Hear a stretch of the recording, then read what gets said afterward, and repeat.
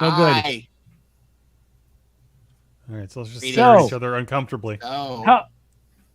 Well, we'll just start off with the non-agenda Is this because thing we've got on? two music guys on here. Hello. Oh, okay. Hello. How about those Grammys? That was fun.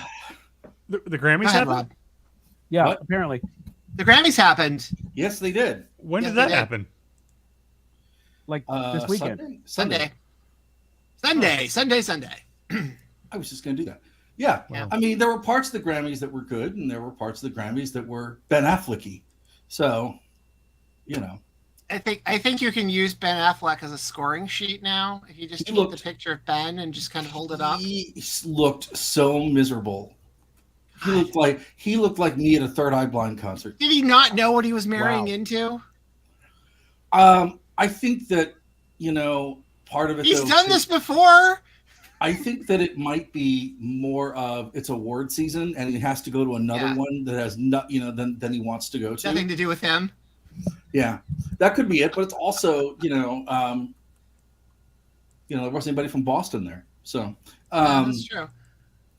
I will say that the The 50th rap an- thing was phenomenal. I was just about to say the 50th anniversary of hip hop thing was great, and I was so excited because Flavor Flav wore his clock. Yes. He hasn't been wearing the clock lately. So, Although I saw Questlove's notes about this, and he said they were prohibited from doing the song that mentions we don't need a goddamn Grammy. They were specifically prohibited from doing that song. I'm just, between that and the PBS special on 50 years of hip hop, I'm just really glad that people are like starting to pay attention to like hip hop as a musical form. And apparently there's going to be one of the Grammy specials in August that they're shooting. Yeah. He said that he's putting together a Grammy special in August. It's going to be a longer piece performance thing. And Nice. Chris Martin has really weird clothes. I was going to say, is Chris Martin the guy you want to go after on this one?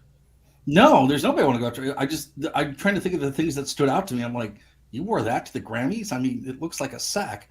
I was going to say all the conservative idiots who went for the Sam Smith Grammy performance bait took the Sam Smith Grammy performance bait.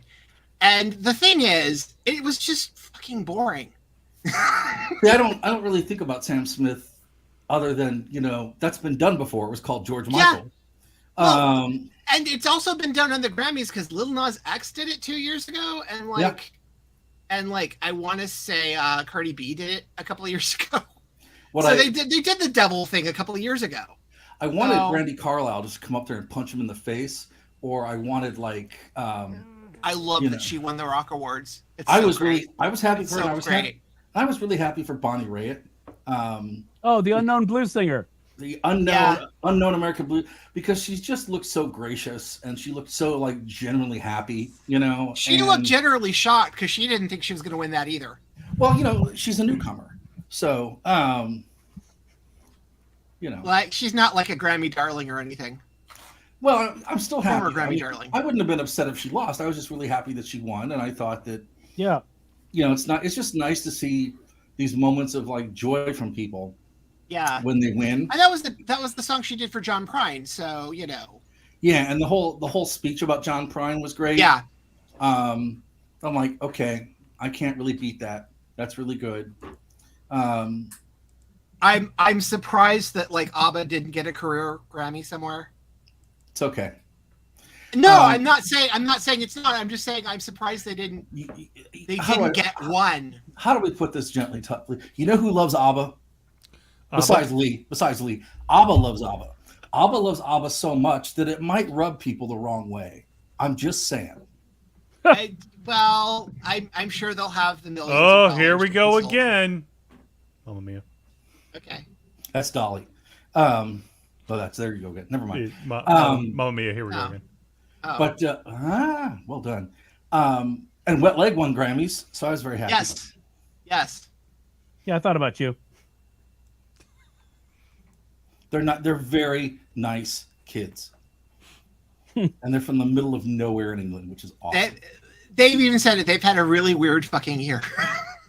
That was their acceptance speech. We've had a really weird fucking year. Thank you very much. Just them? I feel like everybody has. Yeah. Well, them in particular, because They were, in the Isle of Wight, where there's nothing to do, in the middle of a pandemic, where there's nothing to do, and you're in a pandemic. So they made a record, not really thinking the rest of the world was going to hear it, about chairs. And their songs are really catchy, and they're just really nice. And, good for them. They seem like nice kids. I wasn't as mad toughly this year as I normally am about where they put people in categories, too. Because sometimes it's like best country album and it's like Metallica, or something. Yeah. Although Willie winning that was fun. I thought. Yeah. Willie winning that was fun. It would have been more fun if he won the best metal performance. It would have been. Although, there was one category. What was it? So Turnstiles why was Turnstiles nominated for best metal? I think because it's a rock metal fusion thing. No, because there was a rock category and a metal category because Brandi Carlile won the rock categories. Oh, I don't know. That was just weird. Turnstiles was nominated in both alternative and metal. I mean, well, here's a question. Who decides what category they go into? Is it like the Oscars where they can change the category? Yeah. I think they can multi-submit. I think the labels submit them, right? Yeah. Okay. And so if a label is working a record to metal radio or heavy rock radio, but also rap, they can do that. They can do that too. Okay. Well, I was just thinking, if you're like, oh, well, so-and-so has the rock award stitched up. We'll put them over here. We'll put them over here so they'll have a chance of winning. Because they'll do that with the Oscars where they'll put somebody in Best Supporting, and you're like, they're in Best Supporting, but it's like they think they have a better chance of winning there. So yeah, exactly. Brandi Carlile won 2 of the rock awards, and I think Ozzy won the other one. Yeah, I think because I think Ozzy won 2. Somewhere there's a show where Ozzy and Willie fight crime. I would watch the hell out of that show. Ryan Johnson can write that after Poker Face. Yeah. Can we talk about Poker Face? I want to talk about Poker Face. Oh, let's just talk. Can we just talk about Poker Face the entire time?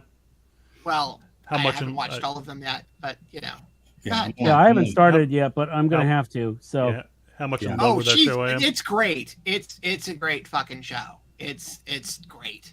As I believe, conveyed third person, Ryan Johnson said that, but meaning that somebody else told me that he said this in an interview to somebody else. So really, it's like fourth person or something like that. That 2 cousins removed. It's not a who done it; it's a how done it. Yeah, which is pretty cool. Which I mean, it's very. It's his riff on Columbo. It is literally his riff on Columbo. Yeah, literally the same graphics, the same. Yep. Same font. Same sort of opening. She's kind of doing a Peter Falk voice sometimes. I mean, if I think she's just doing her voice, to be honest. But well, yes, but she's there is an exaggerated version of that voice that she does, because what she does in Russian, the voice is a little different in Russian from Russian Doll to this. So, I mean, if I got anything that's like the Rockford Files or Columbo, I'm all over it. I'm totally fine with that. So, well, it's funny because somebody said I haven't heard anything else about it, but they were like, "Oh, they're thinking of remaking Columbo." I was like, "That's a terrible fucking idea." But then the next thing they said was, "And they really want Mark Ruffalo for it," and I was like, "Okay, now you can keep talking." I would watch that. I would absolutely watch that. But yeah, this is great. Yeah, that and Shrinking are on my list of things. Oh, Shrinking too. Oh my lord, that's such a good show. I haven't seen Shrinking. I've been a little busy. We've knocked out both of my recommendations already, so okay. We're cruising along. Yeah, well, we're only a few minutes in, so 2.5 hours later, you can probably get back and no one will remember. Nobody will remember. I won't remember. I'll be like, "Wow, John, that was a great recommendation. Well done." All the smart. Where did that come from? Well, the normal guy gave us his recommendations. We can turn this off now. The one guy who's not nuts.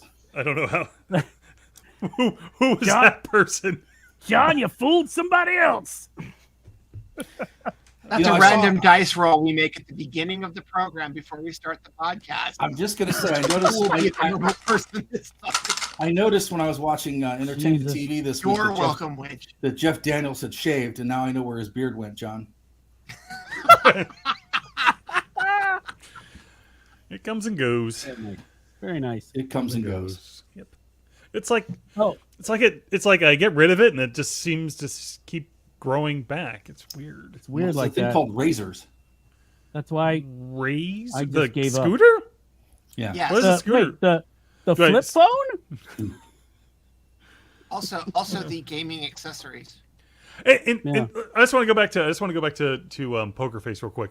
I know it's supposed to be taking place currently in this time, but somehow it feels like it's not taking place It's not in this dated. current. Right. It's Well, it's like got this weird. You've just Weird described sense of- reality. Well, and part of it is because she gets rid of the phone. Because That is she true. doesn't have a phone. That's a very good point. Spoiler Because- alert. Spoiler alert, what it happened in the Oh, first JJ's here. episode, but she loses her phone. JJ's here. Hey! There he is. Oh. Hello. But I think that helps that your main character does not have a phone. Yeah, because then you can just look up a bunch of stuff. Yeah. That's a good point, but yeah, even beyond that, it has this weird sort of not really It weird, has a but just sort detachment. of yeah, like it's in 2023, but it's Yeah. not in 2023. It's just a anyway. Dude knows his way around mysteries. Let's put it that way. Yes. Yeah, Dude Ryan knows his way around Johnson. mysteries. And I don't know all of the writers he got, but the writers room for this is great. Mm-hmm. Yeah, Well, just finally and- got it. Oh, sorry, please. No, and they give, and interestingly enough, because of the way that it's done, all the credits are up there at the beginning. You know, Yes. you can see who the prominently who the writer is, and I think that's really cool. Who the director is, and that stuff. It's really super cool that they do that old school credit sequence.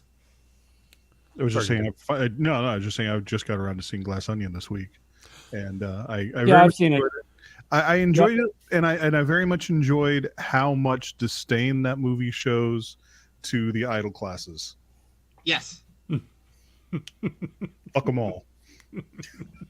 Yep. I was very happy with it. I liked That's a it. very Portland outtake, or a very Portland. I liked- sequence of words, whatever. I'm trying to. I liked Knives Out a little bit more, I but don't. I liked this one quite a bit. I liked some of the performances better in Knives Out. I think that I like the actual story It's really in Glass hard Onion. to beat swearing Chris Evans. You're right. I mean, that's really that's hard. really what it Yeah. boils Really, down to. really Yeah, hard. it's that To see that was Captain really America good. swear, it's hard to beat that. Yeah, well, that's like with what was it, Snowpiercer, Yeah. where I was like, you know, why Again. man, he looks... Well, no, but I picked him, I think, specific because I was the whole movie I was going, man, he still looks a lot like Cap. Why didn't they change his appearance any? And then when he gave his hero speech at the end, Yeah. I was like, oh, that's why they did it. Oh shit. Yeah. Which yeah, if you haven't seen Snowpiercer, you need to see Snowpiercer. It's The movie, It's not the TV. really good. The movie. I've enjoyed the TV series. I thought it was fine. I want to see it for David Diggs because I Right. love Yeah. his stuff, but I haven't had a chance to watch it yet. The do we know because I know things have been getting Okay, cut left and so right. I've got Was bad it canceled? news for you. It was canceled. so was it canceled and never going to show that what they've already recorded, or I think what's going to happen is the same thing that's going to happen to, like, they're moving it to probably a Freeview service. oh, okay. Because that's what happening, they did. That's what's happening with Westworld and everything is eventually moving somewhere else. Right. So I'm guessing that's probably going to move somewhere else, or Amazon's going to get it and run it. So I Because- don't know. because it literally if you've watched the show, the next season would make a logical end to the series. It was so- going to be the last season anyway. Right. Like and Westworld. they've made it. And Yeah. they've made it. Apparently, it's Right. done That's what I'm filming. saying. Because I think David's working on a clipping album. Hooray! Hooray! But I think I don't know if TNT's going to air it. I think it may end up somewhere else. But they had previously said it was going to be the last season anyway. I mean, Right, Yeah. and it was headed. It's definitely headed that way with the writing and everything else. It was how the story was going. It was I like think this next season has got to be. Otherwise, you're just dragging. I this. think they originally picked it up for 2 years, and then I think they re-upped on the 2 years during the second season. So they had already pretty much bought 4 seasons of the show. I mean, I think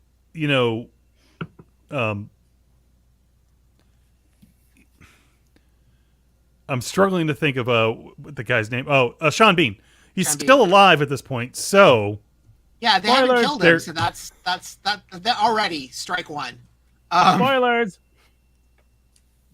well, the season can't end. The series can't end until he's dead. So Yeah, exactly. Spoilers. hold on, I got a banner for that. There we go. Wait, they're gonna cut his head off Thanks, there too? thanks, John. Thanks, appreciate that. He sticks his head out. He sticks his head out the train and gets cut off. Instead of his arm, it's his head. Ceremoniously. Okay. Yeah, it's a hereditary crossover. Oh God. But But- I think but, it's I wanna- going to go somewhere else. I'm not sure if TNT is going to air it because I think they're trying to get TNT to be mostly movies and sports. I think is what they're probably trying to get TNT to. I think what I they're think just trying to get TBS as people to do well. is just trying to get people to watch their network at this point. Yeah, I think TNT is going to be basketball and hockey and whatever else they can. I think Turner's got some golf rights now too.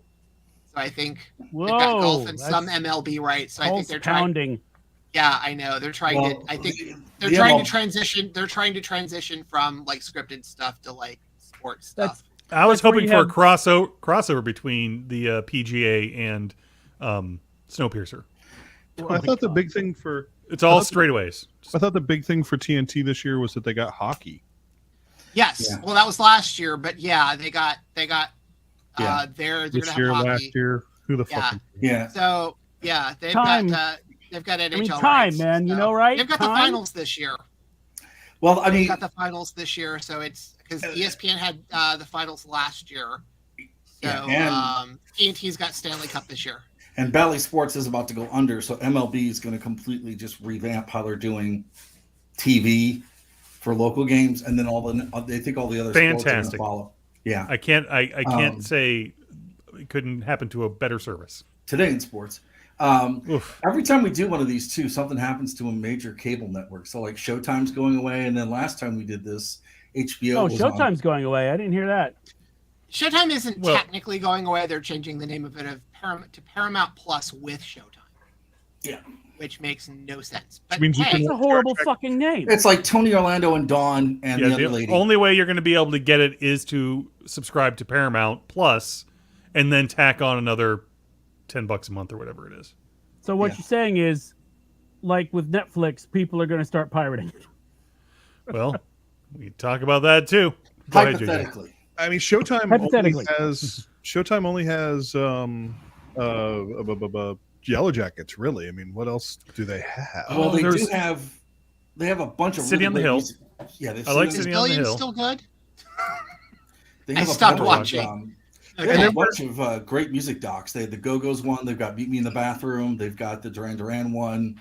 They have the Although Tina, that, the Tina that, Turner that really doc. isn't them. That's actually Channel 4. And that's where all the A24 movies Yeah. go. I know as Yeah. well. Yeah, and I want to know what happens to the Showtime Fats Waller doc that's supposed to be happening now. No, it's still going to be all of the Showtime stuff is still Showtime stuff. It's just going to be branded as Showtime stuff in Paramount Plus. And you have to go into the Paramount Plus app to get it. Well, I think the cable networks, the linear network's still a thing. They're still going to have. I know. I think they're killing that too, if I recall correctly. I'll go look at the story. And then Yeah, I only- don't think so. If there's only some way for us to find this information. and then one other network is Yeah, now but we lost MTV. our phone at the first episode. Yeah, one other First network. episode, we lost one our other phone network because is now. listen, when Ron Perlman calls and threatens to find you, spoiler, you get rid of your fucking phone. Pretty much. I mean, yeah. That's what you do. Absolutely. Ask Ron. Ironically, Anyway, when I met Ron Perlman, he had lost his phone, which makes that even funnier. Years ago. It says Showtime will no longer be a standalone brand. Yeah, they're just tacking the Paramount name on it. I don't think they're actually killing the network. Okay, all right. Let me read more than just the headline. And then MGM, there's now MGM, which used to be something else now. It's MGM Plus or something. It used to be Epix. Everything's plus. Okay, but you guys know about Taskmaster, the show in the UK, has their own streaming service, right? And it's shit because it's not as up to date as YouTube. No. But the name, which is exactly where I go to get my Taskmaster content. Fuck yeah. No, but the name is Taskmaster Supermax Plus. Yes. Yeah. But they only Which have is the best part of it. They only have up to like season 9.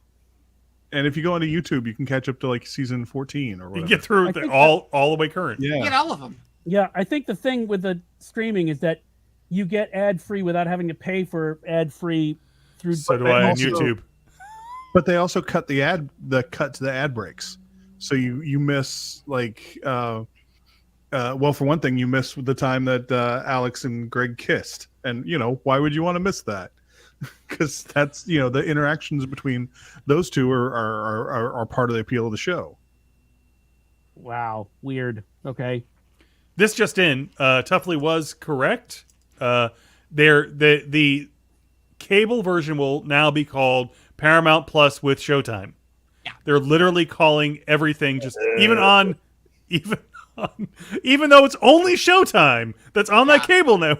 It is Paramount Plus with Showtime. That's the thing that's the dumb part about that, because I thought changing the network name, doing that in Paramount Plus is probably fine, but changing the network name seems You really thought dumb. HBO Go, HBO Max was confusing enough. Yeah.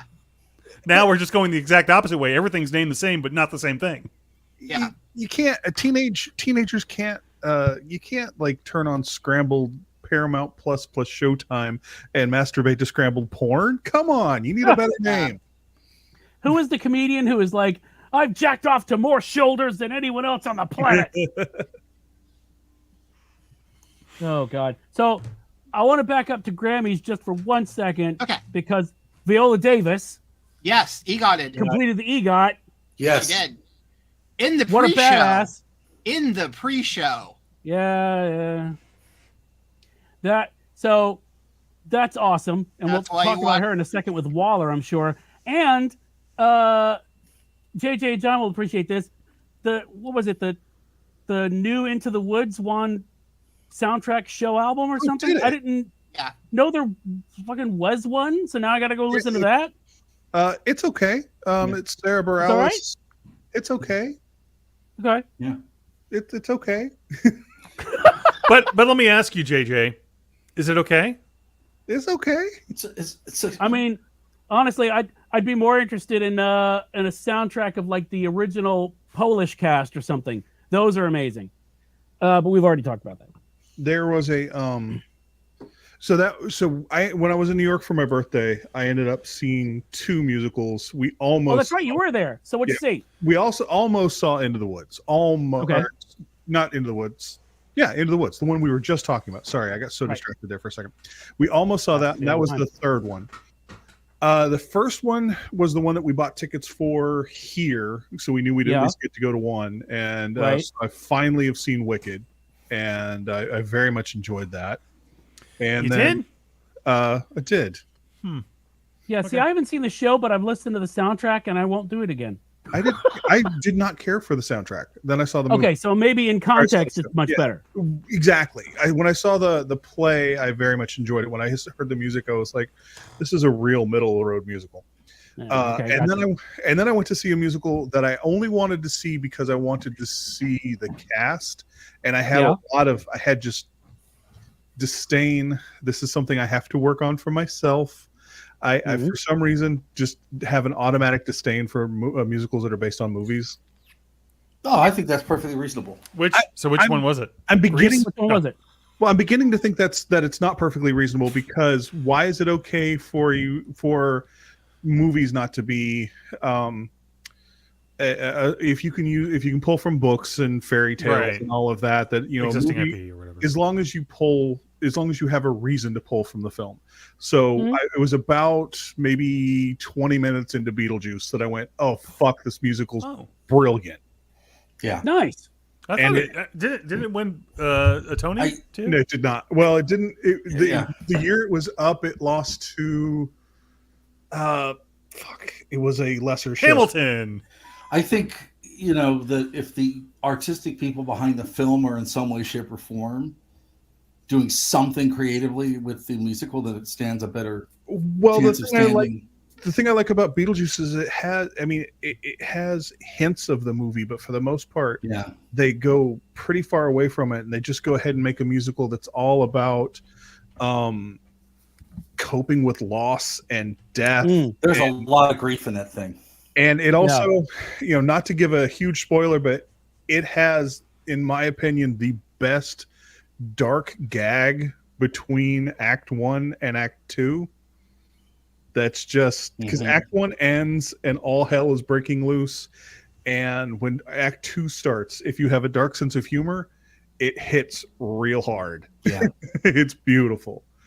And it's one of those things that it's the act of it being a play helps because you have the intermission for you to have a minute to sort of let your to go to the bathroom and not sort of be in the moment, and you come back and you're just starting to get back into it and you're like, oh fuck. Nice. So, in 2019, Beetlejuice lost to my daughter's favorite musical, Hadestown. That's right. I knew it was a lesser show. It's a great show, but it's a lesser show in my book right now because I really liked Beetlejuice. I like. Well, I think it's.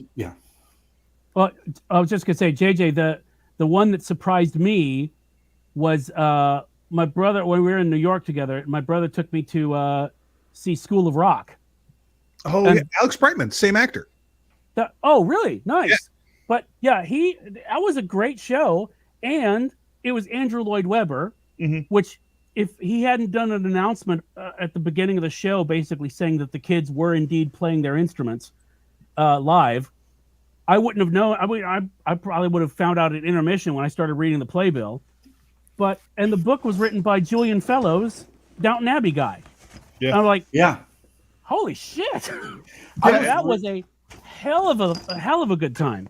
Yeah, and Alex Brightman was the guy who played Dewey. He lost for that, and then he's playing Beetlejuice, and he lost for that. So he's good. I didn't see it in New York. I saw it when I did the tour, but it was like in our package of tickets, and we were like, I don't know, man, it was amazing. It was a great show. That and the other one my brother took me to was the SpongeBob musical. Oh yeah, which I had a fucking great time at. Oh yeah, music by like Jonathan Colton and shit. Yeah. Well, yeah, like a whole slew of different people did it. But yeah, Colton did like the main theme and then all the incidental stuff, and then they got a bunch of different musicians to write individual songs. Yeah. But holy shit, that was a great show. Yeah. I mean, I was not prepared to have as much fun as I did with that damn show. So. Yeah, so no, I'm with you. I mean, I think what's happened is in the past when they've done the obligatory, we'll just transfer it to the stage. They've not worked at it, But I mean, I don't know about. I mean, it sounds like they did in Beetlejuice, but on School of Rock, you could tell that they, actually put in a lot of effort to translate it so that it would be enjoyable and not just try to reenact the film. It's like when Stephen King and Ry Cooder and John Mellencamp worked on a musical together. It was very obvious that they did not go the Mel Brooks route, because Mel Brooks went to a couple of great producers, and the story of him recruiting them is amazing because they basically open their front door. Mel Brooks is there. He starts singing a song he's written from the musical, dances into the house, and I think ends up on top of the couch, finishes the song, and says, "Hi, I'm Mel Brooks." And they were like, "Well, what the hell were we supposed to do?" I mean, of course we signed up. for producers. But so he went and got people who knew stage musicals. He didn't think, oh well, we can do this. My uncle's got a barn, you know. So, Ghost Brothers of whatever it was, something county. Oh, it was not good, JJ. It was not good. It's funny. I didn't see Producers on Broadway, but I did get to see Young Frankenstein for like the 3 weeks that it played. Yeah, Oh, cool. You know, I was one of the key investors in Spider-Man. I was wondering when that joke was coming. So I did. I will So say Bono was your fault. an odd twist to that story. I'm just going to say, just in my life.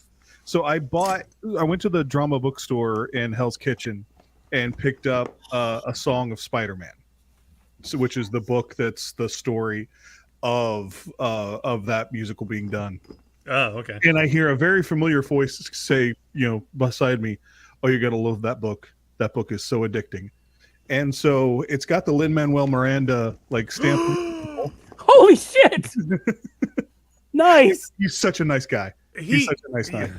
Every time I've seen him, whether he's just whenever he just shows up anywhere, he's just always. I mean, hell, I was just listening to the "It's Always Sunny in Philadelphia" podcast, and he's on there. He came on there and he didn't come on there to be Lin-Manuel, and he's also done some stuff with him too. I guess he helped him do a couple of things, but he was because he's just a fan. And he was just like, really, and he's like, no, I don't want to talk about me at all. This entire thing, I want to talk about the show. Yeah, he was in the drama bookstore because he was signing books. Because he was there on my birthday. It was December 13th, and so he was just in there signing books. And very nice. Happy birthday! Oh, thank you. Happy birthday to you as well. A week later. Thank you. But yeah, the one thing I've seen is the Song Exploder on Netflix that they did a Hamilton song with was really good. If you haven't watched it, you should check it out. And all of the if you didn't catch the what do you call them, Hamel drops that he did on YouTube? Yeah, there's a lot of those that are really good. Oh yeah, good stuff. Drunk History was great. Oh yeah, that was episode. that was very good. I can't believe somebody hasn't picked that up. Yeah, because it's such a brilliant concept. Why don't they put that on Paramount Plus? They will now that you thought of it. Who knows? I don't know what. They brought Amy Schumer back. Come on. Paramount Plus with Showtime and Comedy Central and a few assorted other things. And Jerry Mathers as the Beaver. So I'm like, it's Drunk History. All you got to do is like have a budget for alcohol and then pay Derek Waters. I mean, what? Yeah. That sounds good to me. Yeah. I don't know if what was it? Because there was multiple Unsolved Mystery parodies that he did because he's apparently a big fan of the show, and I think was it A&E that was going to reboot it, and I was like, on Twitter back when I was on Twitter, I basically was like, hey A&E, you need to make sure to have Derek Waters in one of the reenactments on your show.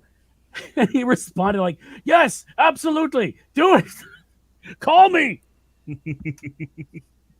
But, okay. So speaking of plans, and Tuffley, you knew this was coming. Yeah. Let's talk about James Gunn and DC. Oh, okay. Because I want to know who thinks what's going to fall apart first, because it's just gotta. I will point out, because I think you saw this discussion that I had, or the comment that I made, that the most commercial thing in that bunch is actually The Authority, which is weird. But the most commercial film in that bunch is The Authority. So well, I mean, but you got Superman Legacy. You got Superman Legacy, which, by the way, I think I think it sounds like a traditional Superman take, which after everything is kind of the thing I think we need.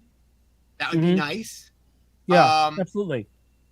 But yeah, I thought because everybody was like scratching their heads going, why The Authority? And then I thought, yeah, but everybody's anti-hero now. So The Authority is probably the most commercial thing he's going to have. Oh, that's a good point. So, well, my only thing about it is... particularly if they go for anything Millar actually wrote during the Authority run, then they can link it to the boys, and that's how you get it. Yeah, that's true. But my thing is, it's like, the classic Authority stuff, those storylines took place in the Wildstorm universe, and there was no DC around. So I don't know how you tell those stories in the DCU, which is what they're saying is going to happen. So my thought on this is, even though he did the shout out for the Ellis Hitch run in his speech, there is a run of Authority that Grant Morrison started and Giffen picked up because Grant Morrison had to go write the New 52. That puts the Authority within the DC universe, but being stranded in the DC universe because of the bleed. So there is a setup. There is a setup before they combined everything. This is as they were combining everything, because then Midnighter, and I think Midnighter gets a solo series in the DC. In DC. So I think that there is a setup that actually puts the Authority in the DCU, but I don't know if that's what they're going to do. But that was way down the line from like the Ellis, like Millar stuff. Yeah, I just remember I started the Morrison run on Authority, and I wasn't digging it at all. Well, he didn't finish it either. He got like 2 issues in and had to bail. Because I remember Keith Giffen had to go in and like finish it and finish the rest of, I think it was 12 issues. And then other people picked up. Yeah.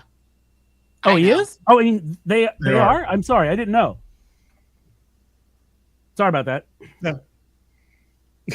Just throwing that out there. No. I didn't know what you said at first. I was like, all right, which has been canceled. We'll just go ahead and see you later. Bye.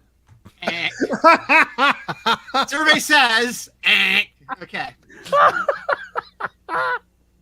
Oh, thank God I can go sleep. Oh, shit, I'm back. I don't. As long as Gunn puts some joy into the DCU, I didn't watch that just because I'm.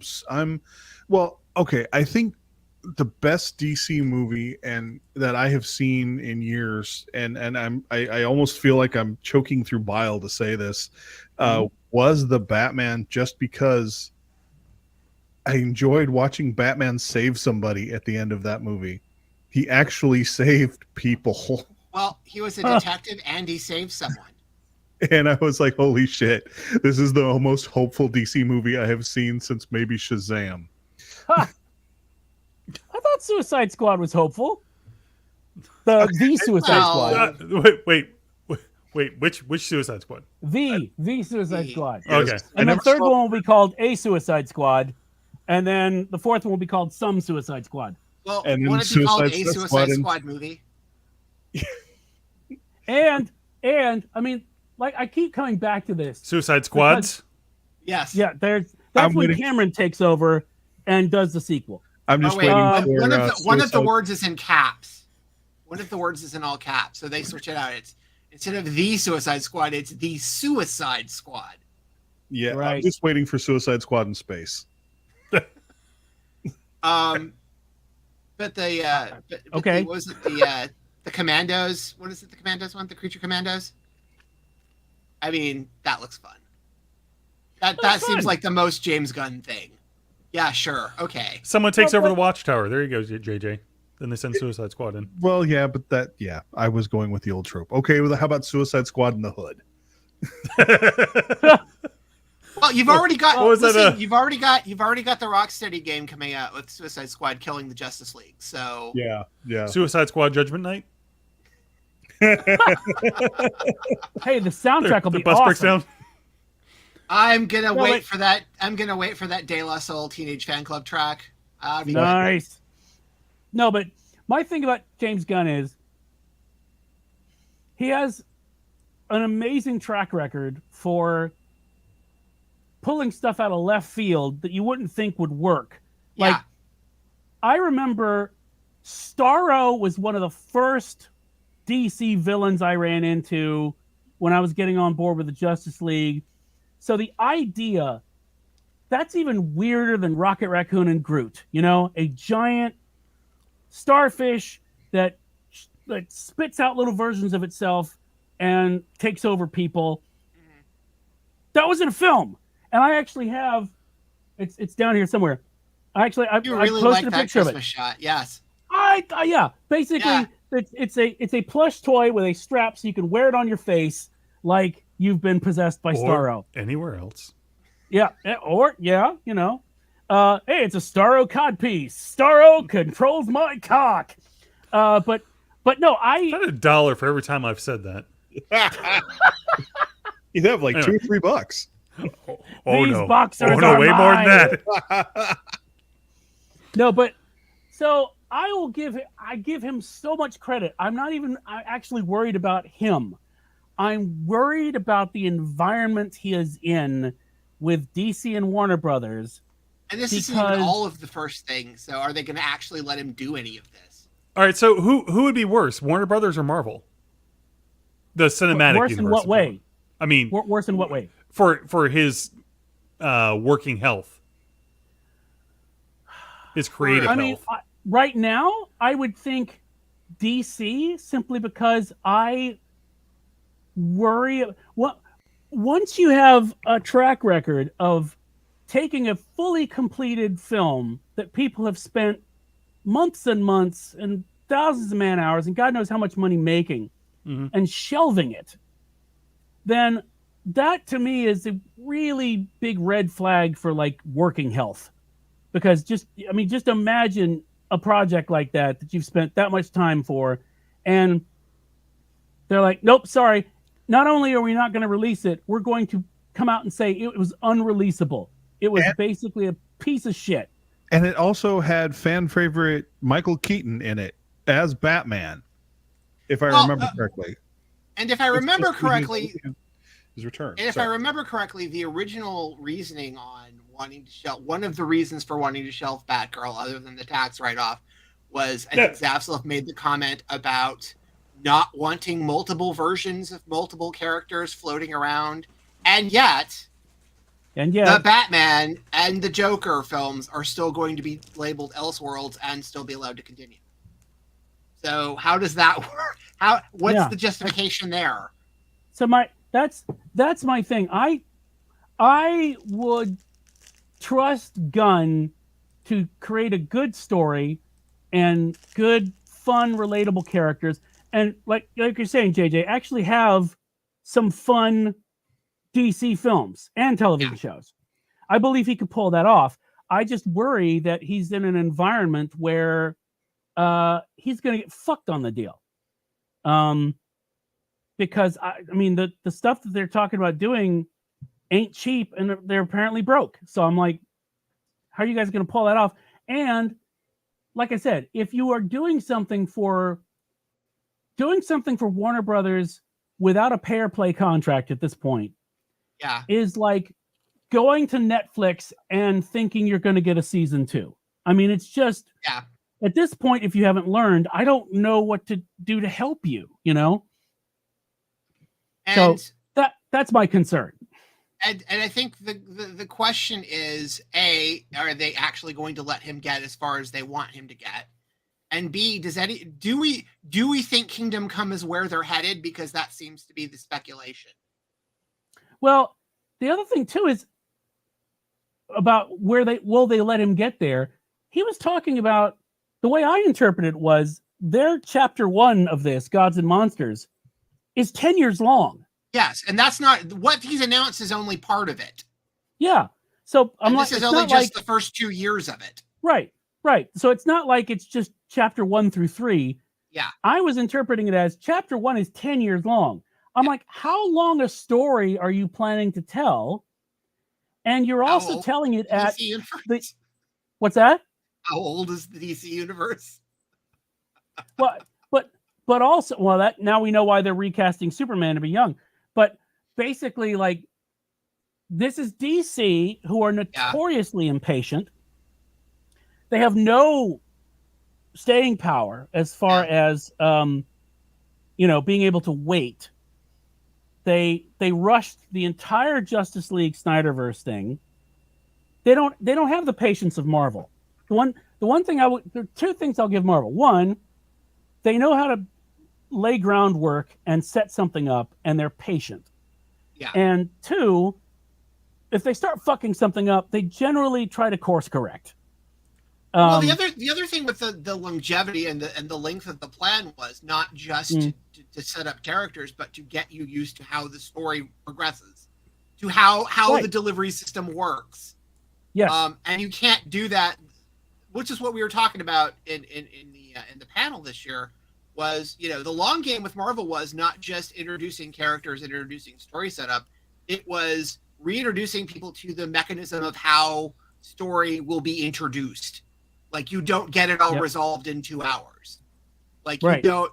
Some things will carry over, and some things will drag out. But yeah, that was the other part of that works. That it told people, okay, not everything's going to get resolved inside this film, for better or for worse, apparently. But yeah. So, kind of off topic, I went to a museum here, OMSI, the Oregon Museum of Science and Industry, has a huge Marvel exhibit there right now, and they're calling it like Marvel 80 Years of History.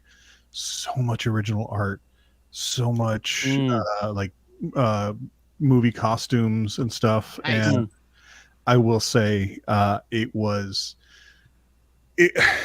so there was things that were just sort of like, you go in and you just feel warm. Like, they had this WandaVision wall that you'd look at it and it was projecting an image, and like, as you would look at it, it would glitch out and change and things like that, which was fun. Nice.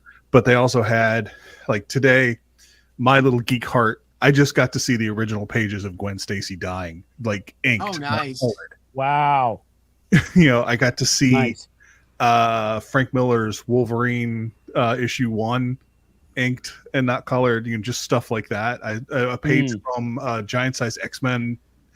Yeah, their costumes and stuff were great. I was looking at the original art, and like, today I saw, you know, original Steve Ditko's, original Kirby's, original very nice Art Adams, you know, Sternyanko's. It was just fucking amazing. And so that's, if I was, part of my thing is, I feel like if I was in a museum surrounded by DC stuff, I don't think I would come out of it and be like, oh, I need to watch that again. I need to watch that again. I need to watch that again, which is how I felt when I left the Marvel exhibit. Because like we had been planning to, because I never have gotten to see Wakanda Forever, and it's on Disney Plus. So we're like, let's go to I still need to watch it. I still haven't watched it either. Yeah, we went to OMSI today, and we're going to watch Wakanda Forever tonight. And so it was like Marvel Day, but it really felt, it's all day. It's felt really cool and positive, and I just don't know that I would. I mean, if I got to see original DC art, I would still freak out. But it's still just the overwhelming, just sort of. I felt really like I was seeing something that was a big part of my life, as opposed to just going, oh, that was a disappointment, and that was a disappointment. I'm glad you saw that, because that's coming here like late this year. Like, go. And I was like, well, it's either going to be really great or not. I was just about to ask if it was a traveling exhibit or not, and apparently it is. Oh, that's so cool. Now I will go look it up. I know that because like a lot of the people that submitted stuff to it were local, so I'm glad to know it's traveling, because like or something like that is because it's like the same thing like the Van Gogh thing that's coming around too. So I think we might get something similar. There's a really cool thing that's traveling around public libraries too. This guy has like a private collection of like 300,000 toys and memorabilia from movies, starting from like 51 to the present. Damn. And it's touring through all these different libraries, and they're teaching people about what is a superhero, how does a superhero act, and there's all this like education learning component stuff with it, and it's a really cool little small, exhibit compared to the big touring ones. But I left that going, okay, I need to see some stuff from the 50s again. I need to see Black Lagoon again. I need to see, but yeah, I mean, the only time I've ever gone to any type of DC related thing and felt like remotely interested in watching any of the DC stuff again is when I went to Metropolis, Illinois. And that's just made me want to watch like the Christopher Reeve movie again and all the George Reeves stuff. Right. So there you go. That's what I saw. Nice. It's truly amazing. It won't tell me. It won't tell me where it's coming. It says, there's a cities here, and it just goes down to, we'll tell you later. I'll tell you later. Yep. There's this whole thing going on. This drives me nuts. They started this when I was working at the Science Center here in the marketing department. It's like now there's the thing where they're not telling you when at science museums when exhibitions end, and they're not telling you where stuff is going. Right? Yeah. It doesn't make anyone want to hurry their ass up and go there faster. Right? Come on, knock it off. Yeah, this is leaving here in April, and I am definitely going to go see it again. I also my phone's plugged in. I forgot. Was also very happy to be able to take that. Oh, nice. Nice. Sweet. Nice. I'm ready for my team up anytime. Mike's ready. I'm ready. True, I'm disabled and can barely move right now because of my nerve damage. But hey, let's do it. I'll race you. Finn couldn't fight either. Yeah, we'll have. I'll message you later, JJ. We'll have our old man medical theories conversation later. Ask me in a month when they take stem cells and stick them in me if they work. But yeah. I am so excited that a year after my surgery in April, I finally get my first follow-up appointment when I get acupuncture. Finally. Like no physical therapy, nothing. They just rip out a part of your neck and nothing. The fuck? Then go back to work. That's insane. Grumble. So yeah, I can bitch. I can bitch with your hub. I've got one word for you, JJ. America. Fuck yeah. Yeah. I mean, I've been seeing like a friend of mine turn me on to this Chinese doctor that does like Eastern medicine stuff, and it's been amazing. Yeah. The worst part of it though is like he gives you like these different herbs and stuff to do, and it drives Janet nuts because of the smell, and like I have to have designated pots because it just makes the pots their own color that never comes out. Right? It's worse than you don't say. It's worse. Tell me more about this magical drug. It's worse than curry, but yeah. Tim Curry? No. Yes. Oh. No. No, but Steph Curry. All right. Steph Curry. Billy Curry from Ultravox. Tough, they'll get the joke. Nobody else will. Yeah. Well, JJ, it's good to have you back. All right, so I guess that's it then. Good night, Cleveland. And JJ, I don't know when, but I think you and I are doing a couple of the theater things together. I just was told I was doing one in March 4th. Yes. Yeah. What is this you speak? So there's a Dragon Con theater and musicals group, right? They're trying to get an actual track. Oh, but, nice. They're doing like panels and stuff, and a woman said, "Hey, do you want to do a panel on jukebox musicals?" And I'm like, "Sure. Have you talked to JJ?" And they're like, "Who's JJ?" So I told them all about the podcast and everything else, and now JJ's doing it. So, cool. That person's not worth talking to anymore. So they didn't know who JJ was right off the bat. Forget it. The internet can be looking for that in March. Yes. Okay. Well, they can before that. They can look for the one you're doing with jukebox musicals. Yeah, sometime this month. Yeah, I found a couple that are crazy. Like there's jukebox musicals I didn't even know existed. Like, yeah. So I was, and I'm happy to work with them, but I also am glad they didn't put me in jukebox musicals because I would have played. Like, I don't think they're the lowest form of so you would have lied. Theaters, but I do think that jukebox musicals. JJ, it's like Jagged Little Pill is such a fantastic little. No, I mean, I have to say the MC Hammer jukebox musical I saw was epic in its terribleness. I mean, the Temptations one was fantastic. To be fair, they've booked me for a not the musical group, but Dragon Con has booked me on a panel about continuity in Doctor Who. Yeah. Take your meds. So, no, JJ, Five Guys Named Mo is a jukebox musical, and that's fucking brilliant. I have to admit I don't know that one, and I have seen. I do think that there are versions of jukebox musicals that are also stories of a musical artist, and I think that can be interesting. Like I saw, yeah. Jelly's Last Jam is kind of like that. I mean, Jersey Boys is kind of that way. I saw original production years ago of somebody who did that with Hank Williams Senior's music, and that was fun. But for the most part, you know, I agree though. I mean, it's very easy to just go, well, we got the rights to this. What are we gonna do with it? I don't know. Let's just throw it on stage, have some people sing it. And I know this might not be a popular opinion, but I think that Sgt. Pepper's Lonely Hearts Club Band is infinitely better than Across the Universe. I hated Across the Universe. I haven't seen all of Across the Universe because all the bits that I have seen of it made me react like close to how I react to my allergy to cats. Like, you know, my skin. The musical or actual cats? No, actual cats. And the musical. Here's the thing, though. Sgt. Pepper's Lonely Hearts Club Band's redeeming features Earth, Wind, and Fire and Aerosmith. I mean, exactly. Two great covers. And, I mean, Steve Martin and Billy Preston. Well, yes, but also Earth, Wind, and Fire and Aerosmith. And George Burns. Yeah, and George Burns. Since it came up earlier, everything better, but since it came up earlier. Oh, sorry. I was just going to say, just real quick. And where else can you get Donald Pleasance Rex Harrisoning his way through Heavy I Want You? She's so.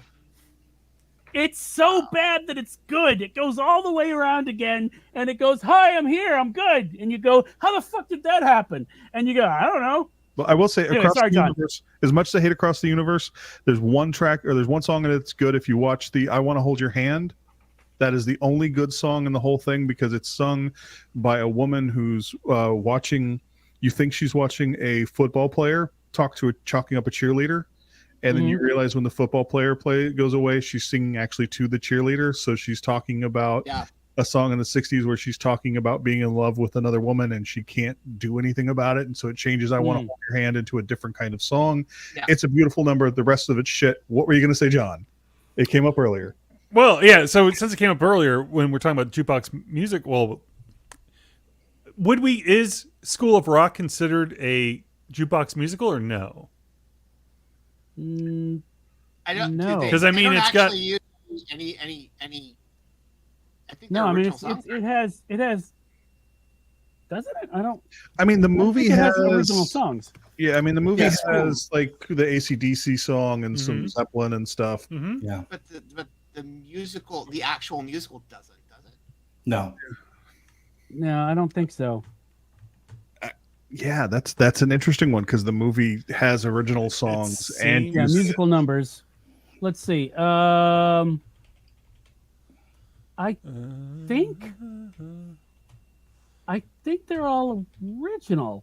I mean, except for stuff like Amazing Grace, but see now where's your God? Yeah, the kids are really bumping Amazing Grace in the jukeboxes. So okay, so. Oh, and JJ, here's what I can't forgive Across the Universe for. Many things, but what I can't forgive is how do you give Eddie Izzard for the benefit of Mr. Kite and fuck it up and have it be shit? How? How is that even possible? That is akin to like, hey, I've got a great idea. Let's have Holly Berry dressed like a cat, but it's gonna be shit. How is that possible? That should be scientifically impossible.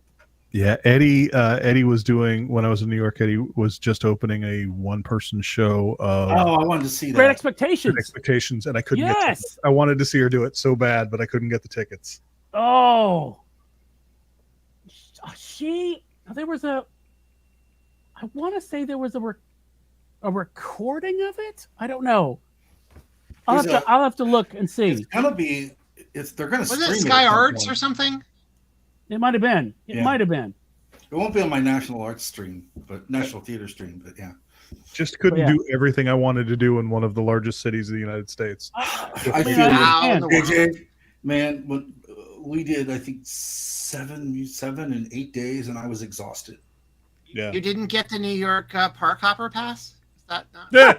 So I used to work at the Manhattan Theater Club. But you're not really allowed to do that anymore. You have to stay on the same subway, the same borough, because of COVID. And then we're just going to continue doing that because we realize how much more money we can make by continuing to force you to do They that. had that in Chicago.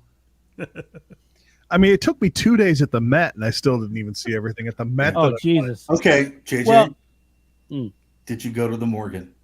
No, I didn't have time. Oh, I only had so much time. I know, can't but tell still. you, I can't tell you about my last trip to the Morgan. Now, did you see Tracy But I Morgan? will. Oh, everyone does. Yeah. Oh, the Morgan's I mean- amazing. The Morgan's amazing. JJ, when I lived in New York, I don't think I saw enough of the Met, and I went like every Sunday for like a year and a half, and I still don't think I saw everything. Yeah, it's huge. It's It's too big. bonkers. I know we missed the modern wing entirely, and it wasn't until we were walking out that we realized that somewhere, like in some sub basement, they had a Dutch Masters exhibit, and we were like, "Oh fuck!" Well, you can get cigars anywhere. But yeah, What is it? Elizabeth has an art history. That was a slow burn for me. I Yes, just they got are. I didn't even mean to do that.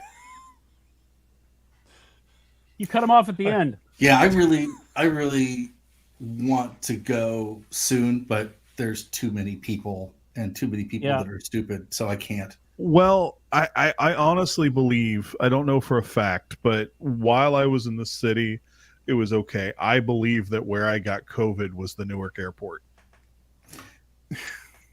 Because I came back in like 3 days later. got Now, COVID. was that your first go around? At the of COVID? Yes. Yeah, that's what I meant. I managed to keep away from it for almost 3 solid years. And Stop scaring me. I've avoided it too so far. Yep. good. Because let me tell you something. It sucks. I mean, this is 3 years of I don't go to the movies. I don't do any shit. I like really play it safe. I mask everywhere. But I think our plane got delayed for like 4 hours, and we were in the Newark airport for about 6 hours. So I think that's where I ended up getting it, because then it was, like I said, it was about 3 days later after I got home that I tested positive on the day that I was supposed to return to work. Take that, the man. Your conditions are so terrible. I'd rather have COVID. It's Sorry, snowed here. We got when we got Funneling back Portland. It snowed, so I thought I was going to have to sleep in the garage for a couple of days because I didn't think I'd be able to drive on the roads. So, but the garage has, microwaves and a shower and everything. So I was packed up. I was going to spend a couple of days in the garage. I wake up and I'm not feeling that great. I should probably test. Oh, it didn't even it did. The whole thing didn't even get wet, As you're approaching it, no, don't even bother. Yeah. I'll save you 15 minutes here, bud. Like the end, like the 2 stripes that got wet, but like it didn't quite, the liquid didn't go all the way down. And I already had 2 stripes, and I was like, well, got COVID. Yeah, I think I'm going to a They Might Be Giant show in March, and they're still suggesting masks. Dude, Their shows we're a fucking because they'd like to finish that tour sometime. Wear a mask. Okay, anything around people, we're still doing it. Right? I was actually going to ask you, Tuffley, if that was from the tour, the flood. Oh, the hoodie I'm wearing. The Yeah. hoodie I'm wearing is actually from the original aborted flood tour. That they sold the hoodie. They sold the hoodies for to benefit the crew. So this is the one I have on now. So Nice. Because they're playing here locally, I think next week. is that a makeup date? Because I don't think ours was. I don't I know think if ours it was is. a date they added, but they're doing a bunch of makeup dates. Yeah, they did here. They've already been here to make it up. It was like canceled here 3 times. Yeah, they came last year to make up the one they canceled here originally, but now they're just on another swing, so they're coming here again. Yeah, On I'm the gonna same see them. tour. I'm gonna see them when they open for Sparks. So kill 2 birds with one okay. stone.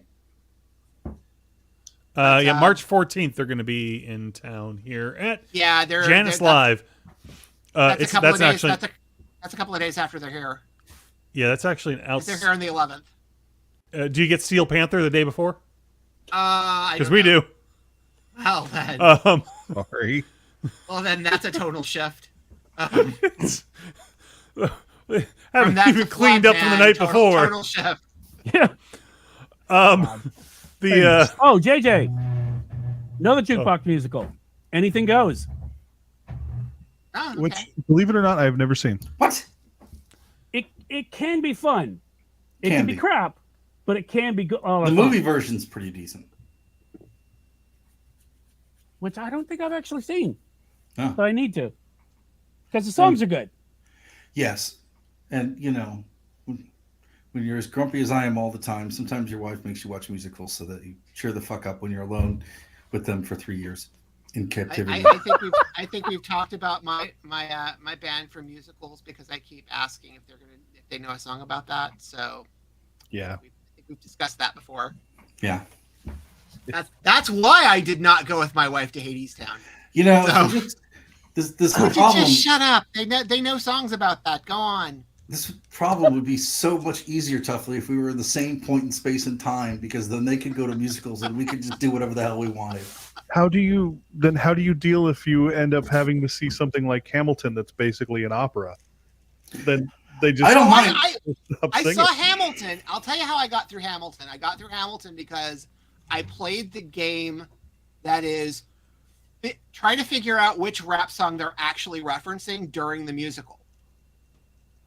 Okay. That was the big that was one. The big one for me that I noticed is there's definitely parts of Room Where It Happens that sounds like No Diggity. So yeah. There's actually there's a podcast where he actually goes through like which ones, and there's actually he did a Spotify playlist okay. where he listed all of the songs that he primarily riffed on. Yeah. If If you get to hear him talk about hip hop, he was on an NPR thing talking about hip He did the hop. Questlove thing too. I think that's maybe the same And it was thing. really cool. You know what I want him to do, but if nobody's fucking pay me now, England. I want him to do a Desert Island Discs. Ooh. I'm surprised he Yeah. hasn't done one. Well, they only did Neil Gaiman like 2 years ago. I mean, Yeah. what was the ones that they just did? And I'm totally psyched for the ones that are coming out that they found. I'm totally psyched for that. Yeah. Oh, absolutely. Fucking. I want to hear the Gielgud one. Wait, they found more of it? Yeah. Oh, Rox isn't fuck. here yet, but there's a Vincent Price one. Ooh. There's a Peter Lorre one. I'm like, Where is the new the Bing one? Crosby one will be interesting. Yeah, it'll be great. Bing Crosby. Yeah. So they just did. Dude. They What? just did Baz Luhrmann, Kate Blanchett, and Steven Spielberg, and I bet they're all really interesting. Yeah. But yeah, those are the new ones. I'm way behind. I am too. Rick Rubin did one. Oh, that must be good. Ooh. Yeah. Ooh. You know, JJ, that's your cosplay for Dragon Con, but Tuffley and I'd be the only people that really liked it. You should do Rick Rubin for Dragon Con. I'd have to grow a lot more beard. That would be a lot more beard. A lot more You could just beard get- and probably at least three different pairs of sandals. Beard extension. Just do it on different Beard days. extension. Yeah. I fear. Well, actually, I guess Rick Rubin's more my size. I was gonna say I fear that people would just think I was Alan Moore. You can do Alan Moore on Friday, and then No, but just show them no rings. No, wait, You're wait, not wait, wearing the wait. rings. You can't be Alan Moore. spoilers. So Alan Moore is rings and a cane. So if you do rings and the cane, it's Alan Moore. Yep. If you put it back in a ponytail and wear sandals, it's Rick Rubin. Yep. I'm more of a Rick Rubin then. Okay. I do tend to wear my hair back. There you go. Yeah, and I'm of course I have sandals. I live in Portland. Obviously. True enough. Welcome to I Portland. wasn't going to stereotype you, but I was thinking that in my head. Here's your sandals. Here's your burqa. Yeah, exactly. I meant to say parka, but whatever. Burqa works. Whatever. Nice. Oh man. So okay. So the other thing, Yeah. Tuffley, Uh-huh. about Netflix and their I had two back pedals on the And two non-agenda. back pedals. You had Wizards of the Yeah. Coast and Netflix. Yeah, both Yeah. coming out and go, oh, that was a mistake. We didn't mean to do that. Please don't kill us. Well, in the case of Wizards of the Coast, they hadn't actually come out with it because the documents were actually leaked documents. and they weren't really the policy that they were going to come out with, because we don't really know what the policy they were going to come out was. But yeah, that was a whole all that kerfluffle. different. See, that's the thing. I don't know, but the other thing with the Wizards of the Coast thing was, it's weird because I can't exactly call it an overreaction, but it feels like it, sort of, in the sense that the policy, in the worst case scenario of the policy, it would affect content creators and not actual players of the game. If that makes sense. Yep. Which, the thing you don't do if you're a major corporation is you don't want to piss off a whole lot of people who spend their days making videos about the thing you put out. That's not good. Mm. If you do that, they might get mad. If you start to take away their money, they might get mad. So yeah, that was part of it. And I think literally somebody posted in a video that literally this means no more Critical Role, and people went nuts. That was literally the detonation of the bomb when someone said, "Oh, this means no more Critical Role." Oh no! The whole thing of, well, we can use your content anytime we want, and it's basically our content, is just, I mean, that is true. So 2 things on that. Yeah. First, I think Hasbro as the corporate entity severely misunderstands what the product is. Yeah. Oh yeah. I think that's the first thing. And the second thing is a little more related, because again, we've talked about this before. They bought a movie studio to make a Dungeons and Dragons movie. They're kind of committed to this. Yeah. You might have noticed. Yep.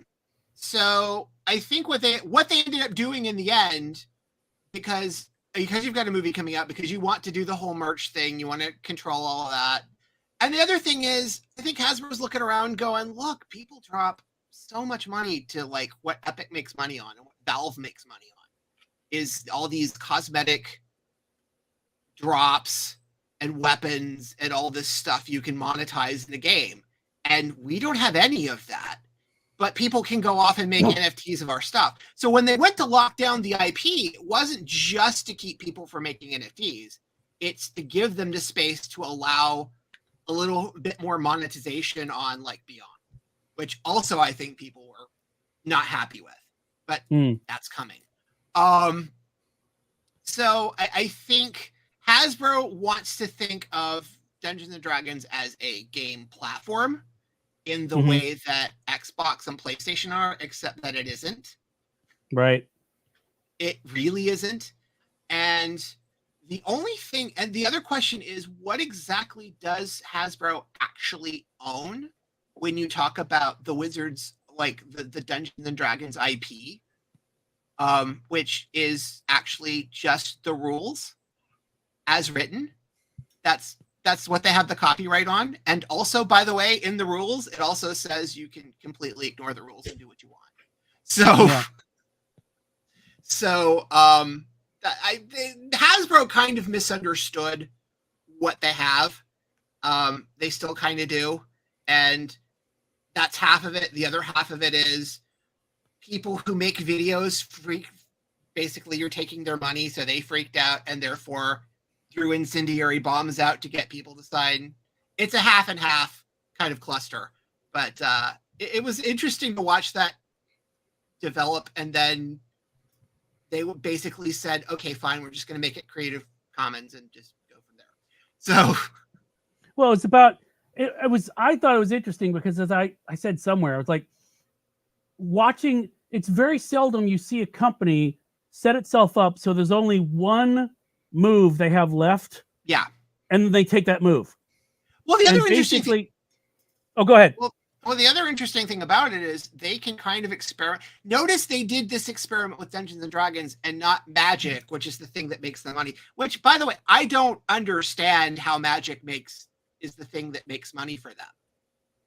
Because apparently cards and cards and cards. Yes, exactly. I read the report last year where they were talking about Wizards of the Coast was the highest profiting division of Hasbro. and that's all Magic the Gathering apparently. I mean, people that love Magic to the point that I was playing Marvel Snap in public recently, and some people were like, "Oh, is that Marvel like rip off of Magic the Gathering?" You know, and it's just, and I was like, I've never played Magic the Gathering, I don't know, but they were like watching me play and go, "Yeah, that's Magic only with Marvel." It's crap. They were talking shit about the game. It's crazy, but they said Wizards of the Coast was the most profitable division of Hasbro last year, but that was Magic the Gathering. So they wouldn't do it with Magic the Gathering, but they will do it with Dungeons and Dragons, which is interesting. How have we gotten 2 Dungeons and Dragons movies and yet nobody's touched the Hickman and Weiss books? See, what the fuck? Exactly. Well, that's the other thing too. The other reason, I think, the other kind of logical reason you do this, if you're Hasbro, is, you know, to lock down the IP so that some guy at Gen Con that ran a game at Gen Con in 1994 goes, "Hey, that's my movie." To prevent people coming out of the woodwork and suing about their games. But I think what they've ended up doing in the end is they've probably done the thing that they did when they did the cartoon of the 80s, which was just make a separate trademark for the entertainment brand Dungeons and Dragons and a separate thing for the game. Because it's real interesting. It's real interesting. The comment that popped up during all of this was, it's weird that Wizards of the Coast own the trademark for Dungeons and Dragons, but actually don't own the idea of Dungeons or Dragons. So, and well, for it's when you put them together, it's like Voltron. They become something else. Yeah, but the actual trademark they own is in reference to the tabletop game. So I'm guessing what they've done to kind of alleviate the whole, we're going to lock down the IP so we can do merch and so that people don't sue us, is they've made a separate, they probably ended up doing a separate one for like the entertainment brand, and all the stuff they make up for the shows and the movies are going to be on that side. And then the game is going to be on its own thing.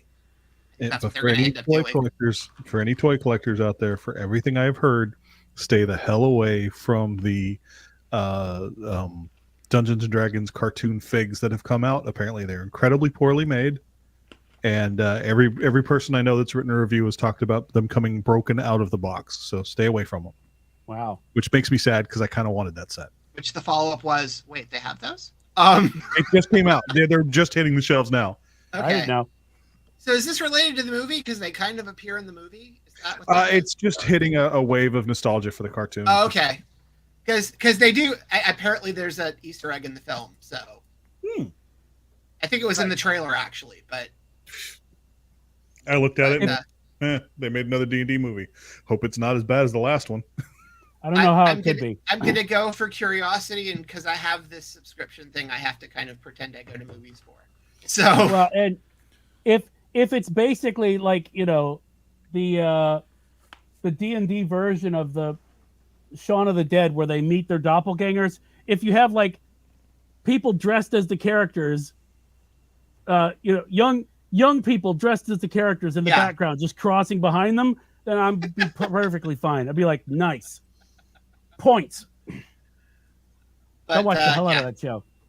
But I thought that was funny. But and the other thing was, what was the other thing? The other besides was Netflix was the Netflix thing. The Netflix thing is, I think, doomed to failure in a different way. Because in the end, Wizards of the Coast is going to get their money anyway. But Netflix. Wait, what is Netflix? I missed something. What is Netflix doing? Yeah, I think they could, like, couldn't they just lock down the IP? Haven't they just locked down the IPs before?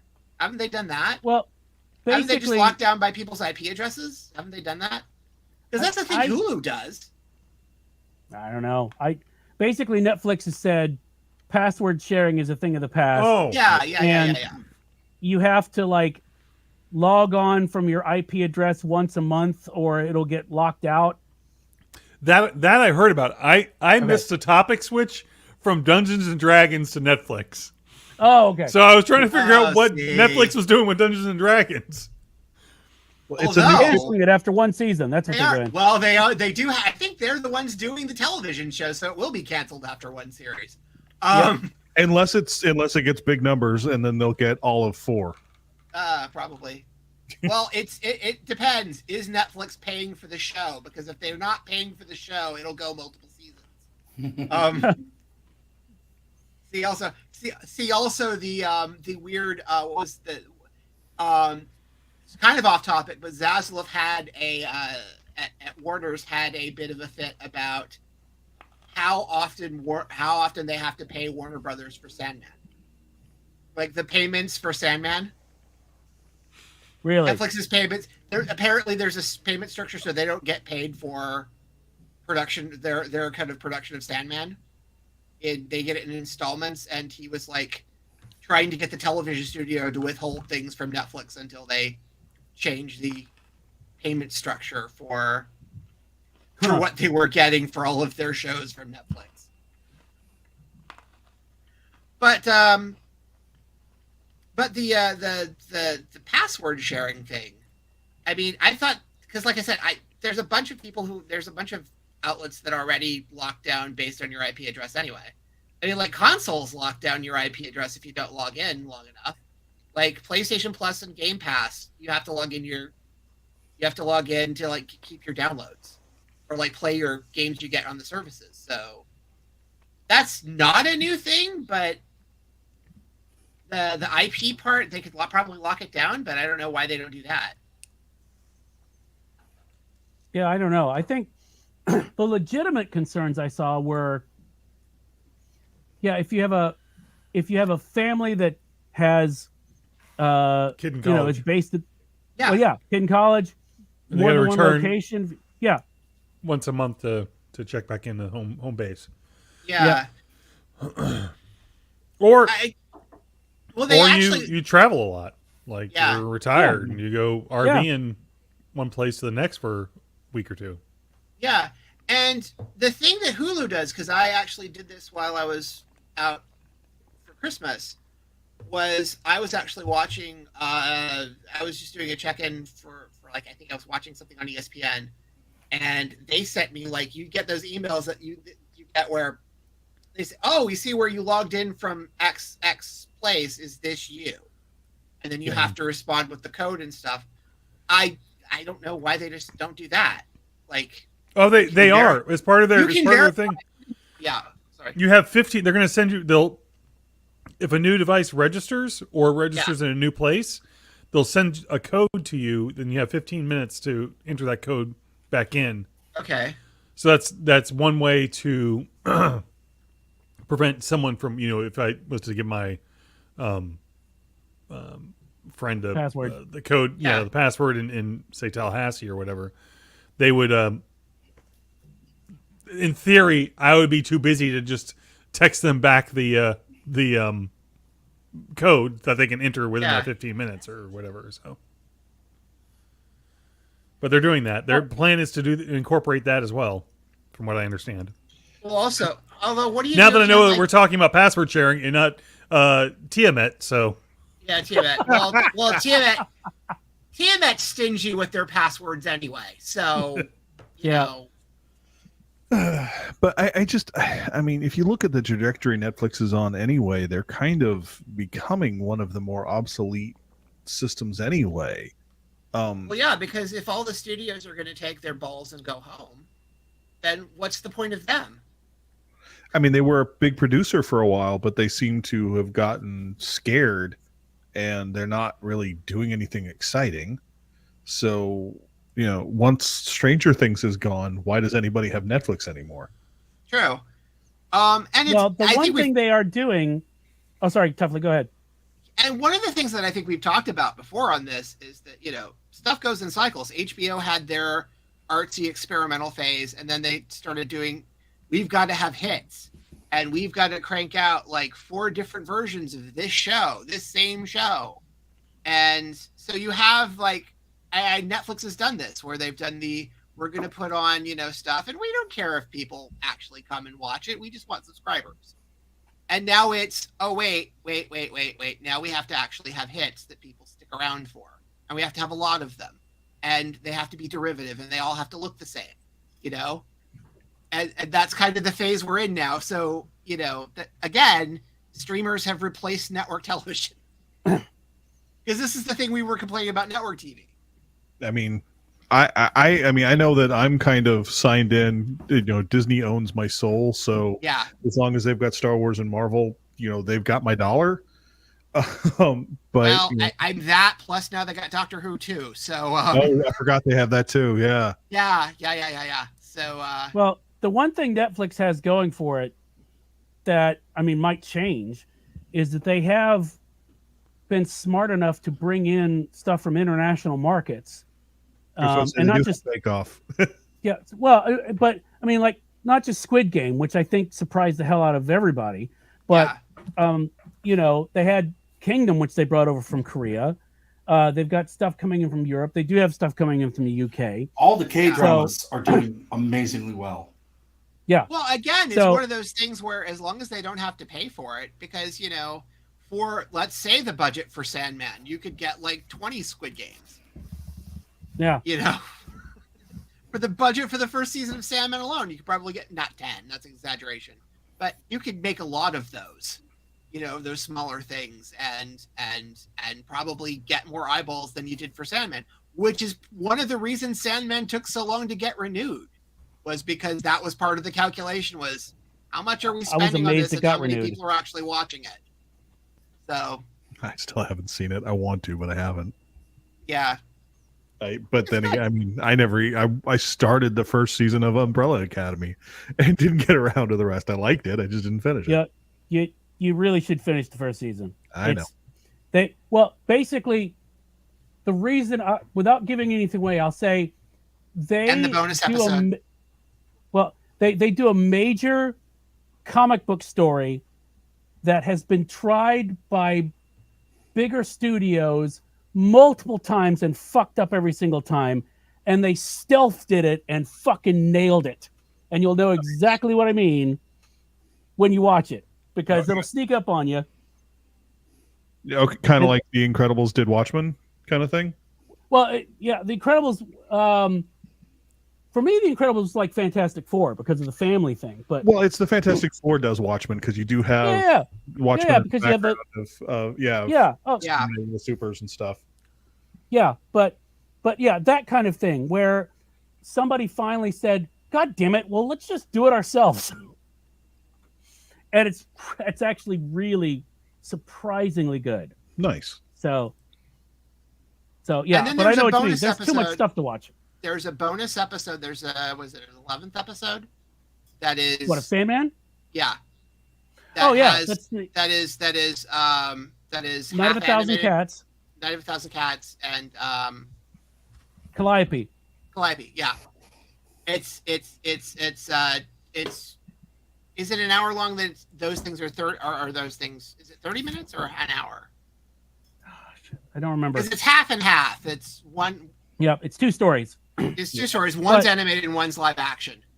And the thing that I do appreciate about what they're planning to do is, and we said this before, they're not doing season 2. They're doing basically a volume. So they'll do like, a game of you, and that could be all that they do, which is fine, because I'm like, that is the organic length of something. Now, if we get to, if the show survives until we get to Kindly Ones, then holy shit, that's going to be crazy. But you know, whatever.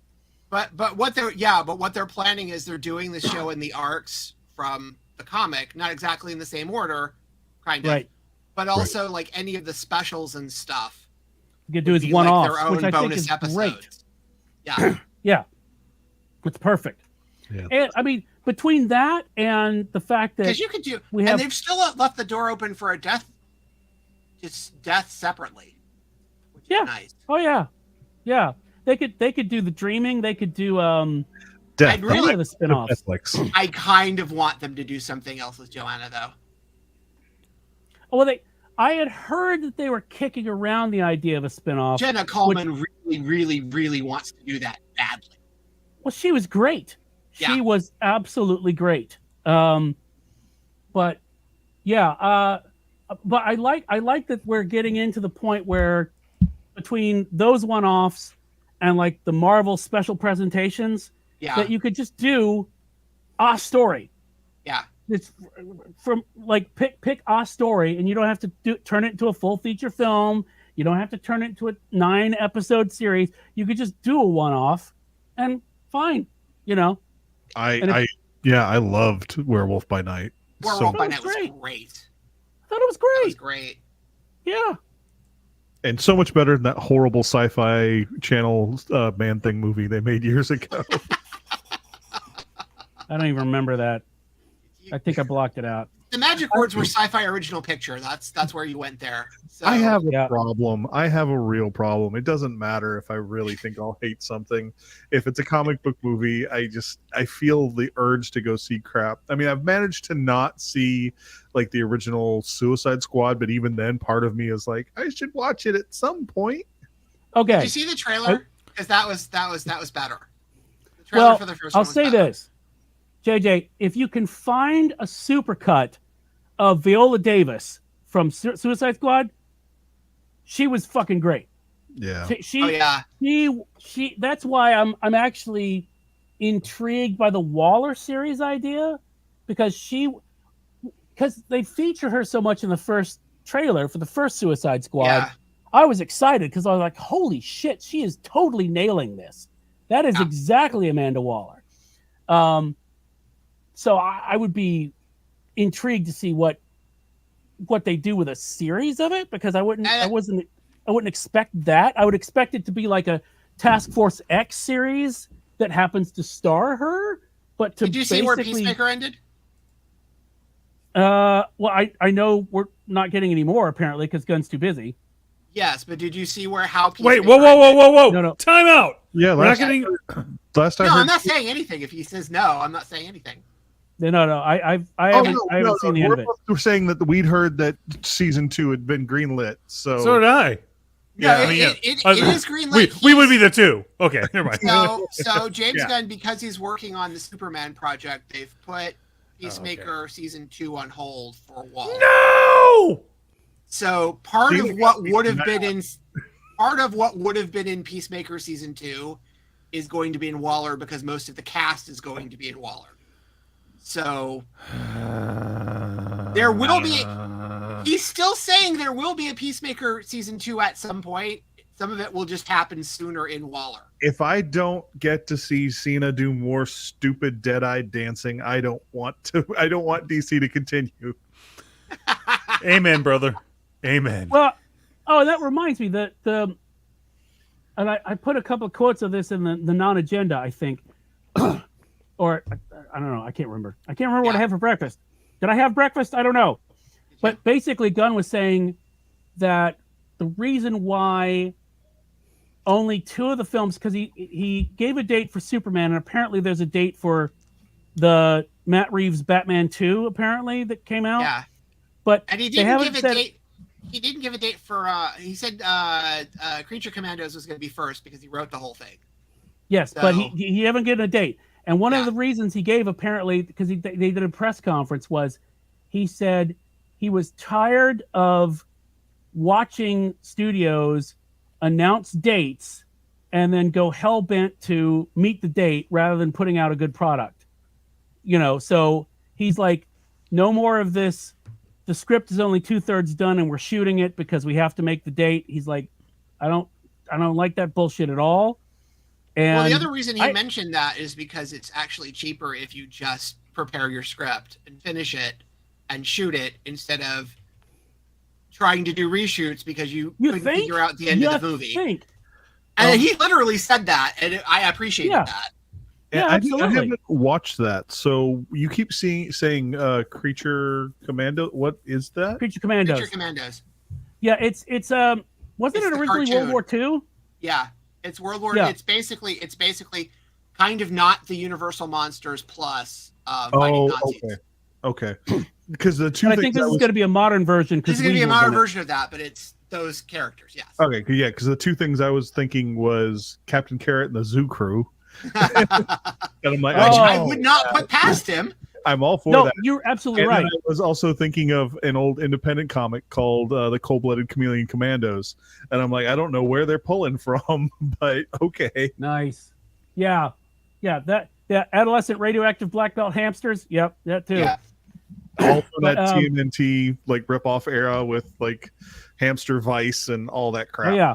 Oh Jesus, I had that. I absolutely had that. Was it Preteen Dirty Jean Kung Fu Kangaroos? Yes, I do remember that too.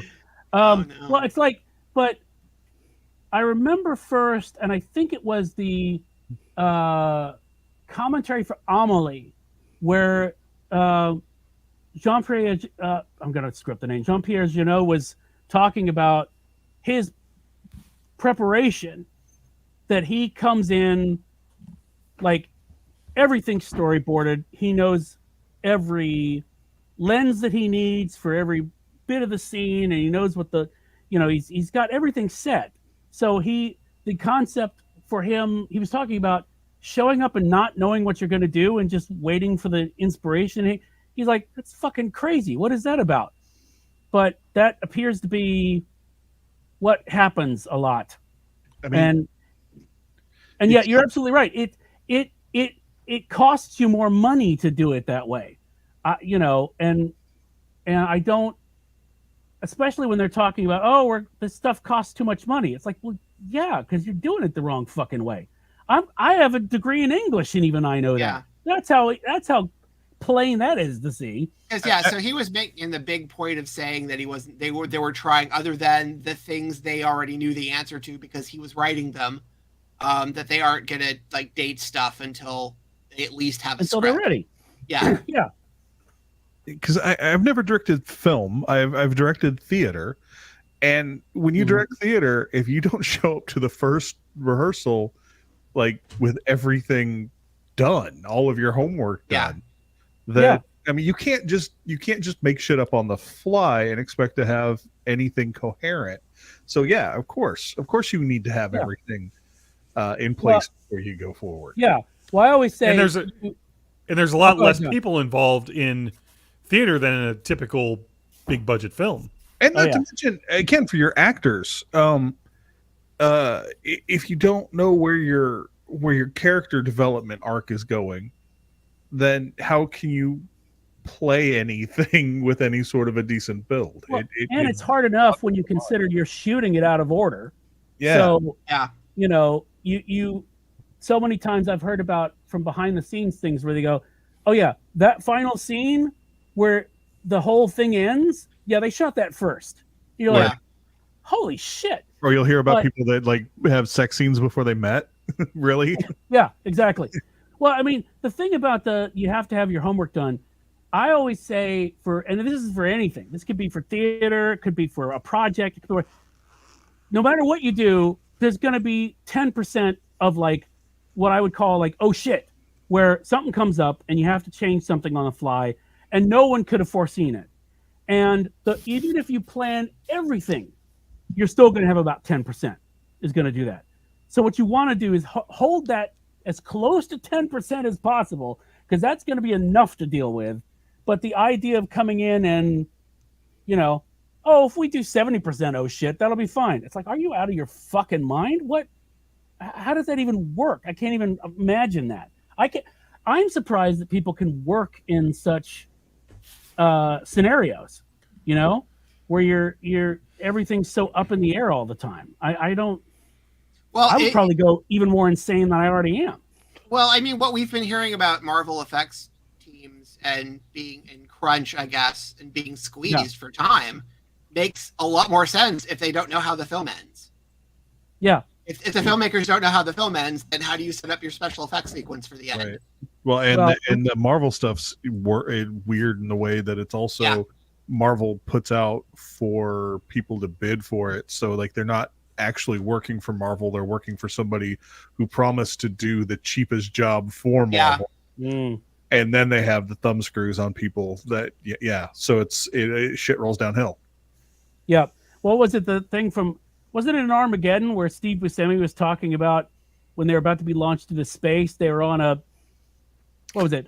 In a ship that was basically built by the lowest bidder out of how many whatever moving parts. And yeah, good luck, everybody. Yeah. But again, the one thing I will say is, like, for example, the course correct I was talking about with Marvel, when they did fuck stuff up, like the timeline for what was it? I think like somewhere in the Spider-Man movies, they got a year a year fucked up. Yeah. Well, apparently they have like they don't call them this, but like a czar of the timeline whose job it is to basically maintain the whole thing. That's their job. They basically just make sure that nobody's fucking it up, and they realized they needed that after that happened. So, isn't that just Kevin the supercomputer? Yes. Yes. Well, I love She-Hulk. That was a good series. I enjoyed it quite a bit. It caught the spirit. It caught the spirit of the comic very well. Right. Well, they actually went ahead, depending on whose run you're looking at. But anyway, go on. Yes. Right. Yeah, well, yeah. but they went ahead and like pulled the like John Byrne like tear a hole in the page and like walk through the ads. I was all for it. And it was great because it was multi-runs that it drew from. So I was happy with that. Well, yeah, it's interesting when they have, you look at what they choose to adapt when it's like, well, you've got 80 years of Marvel, right? So you can basically cherry pick the best of the best and run with it. Now, sometimes, like with Fox, you would just pick the same story over and over again and fuck it up every single time. I won't mention any names because that Dark would be in the Phoenix. street. Dark Phoenix. But, yeah. But, Somehow the second time they made Really, it, I hadn't noticed that they had done that more than once. it's probably I think because he's lying. you put that memory where you filed away Highlander 2 and Godfather 3. And Ghostbusters too. Yeah. Well, you admitted. The You one just good thing admitted about it existed. Ghostbusters Hang 2 on. is that that painting can show up in a place, and that's actually worthy. But that's the only thing. That's really the only thing. Yeah, watching the Statue of Liberty walk down the street made me. Part of me died that day. Spoilers. Yeah. No. Ghostbusters It was 2? spoiled when it was released. It was spoiled and spoiled in a. It was sticky. Oh my God! Give me the Lysol, please. I believe the Bobby But, Brown video also. I was about ready to bring up Bobby Brown. Man, Oh wow! Wow! Oh! You're You welcome. woke that brain cell up. You're welcome. You're Oh! welcome. Damn me! But no, and the You other chose thing too this is, like, podcast. That's all I'm saying. Did it? Or did It chose me, I think. But no, like, and with Warner Brothers, they choose. I know. Let's do Dark Knight without doing Dark Knight, without any of the story of Dark Knight or the backstory of Dark Knight. or Here's have Dark Knight. earned it, We do this bit of Dark Knight. or having earned it by having enough character to build from. To Yep. It's one of the things that at first actually I was really nervous about with Marvel, because they kept talking about going, because they pull the titles from things like, Yeah. I didn't really feel like when they announced Civil War, I was like, I don't really feel like we've earned Civil War. Yeah. And then they gave us something that wasn't Civil War, but it was Civil War.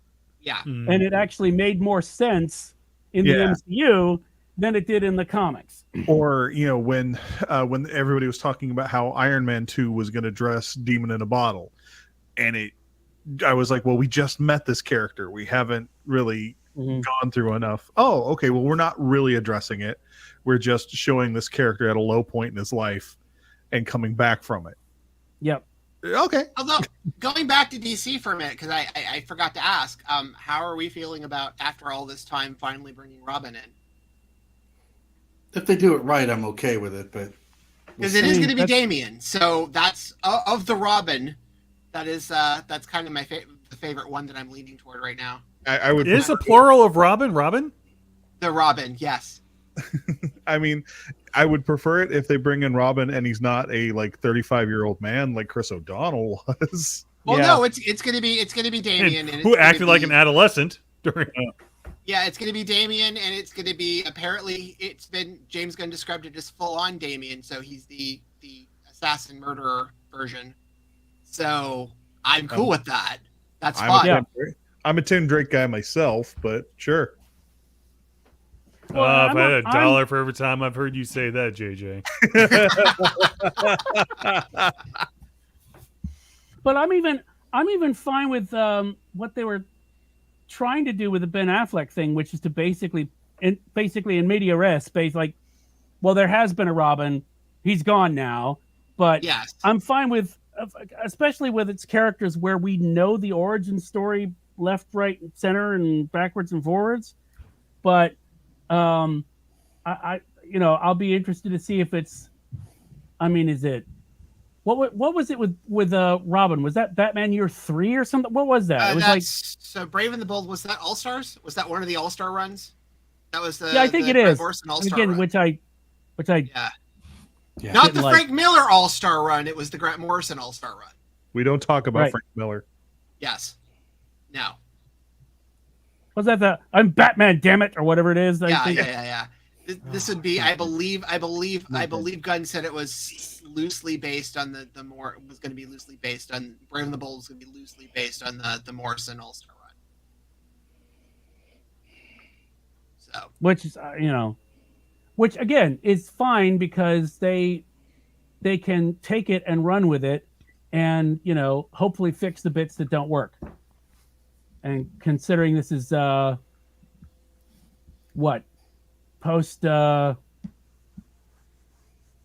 JLA Grant Morrison, that's in my opinion most everything. But I'm probably in the vast minority. this Batman stuff was okay, and he went a really long time on Batman. So there's a long. I think Batman Incorporated was interesting. I touched upon it, but after it was a neat idea. It was a neat idea. Oh, I mean, Morrison's ideas are incredible. Yeah. It's ridiculous. He also knew X-Men. They start well. Oh my God. I read that all the way to the end, and I had no idea what I was reading by the end of it. I was so confused. I know a lot of people when they read Morrison's X-Men that like really turned them on to X-Men, but in my opinion that is like one of my least favorite runs. I don't know what Grant Morrison was trying to do with that. I will say that when they put what's the name of the character that has the sun for a brain? That is Zorn. That's the most Grant Morrison thing that ever Grant Morrisoned. Yes. I mean, they just were like, we're doing it. We're putting chaos magic into the page, and we have a character who wears a steel mask that has a sun for a brain. We're going for it. And then somebody decided it was Magneto, which sucked. But Zorn was real, and oh God, ouch. Yeah. Well, and it was sad because I've mentioned this multiple times. When they came up with Wild Sentinels in that first issue, and they were pulling apart the Sentinel was a nanite that was making people sick. Mm-hmm. That was brilliant. Oh yeah, there's brilliant bits, but by the end I was like, what the hell is actually happening? In fact, looking at the new Age of Sinister thing that they have going on, it looks like they're trying to do some version of Morrison's run, but on like lithium or something. So it actually makes sense. But I don't know. I'll give that one benefit of the doubt because Gillen's writing it. So yeah, I trust him a little more. So hopefully, the he's landing not leading was me off the ledge. But yeah, the landing was not completely stuck on the Judgment Day thing. But I mean, endings are hard. Yes.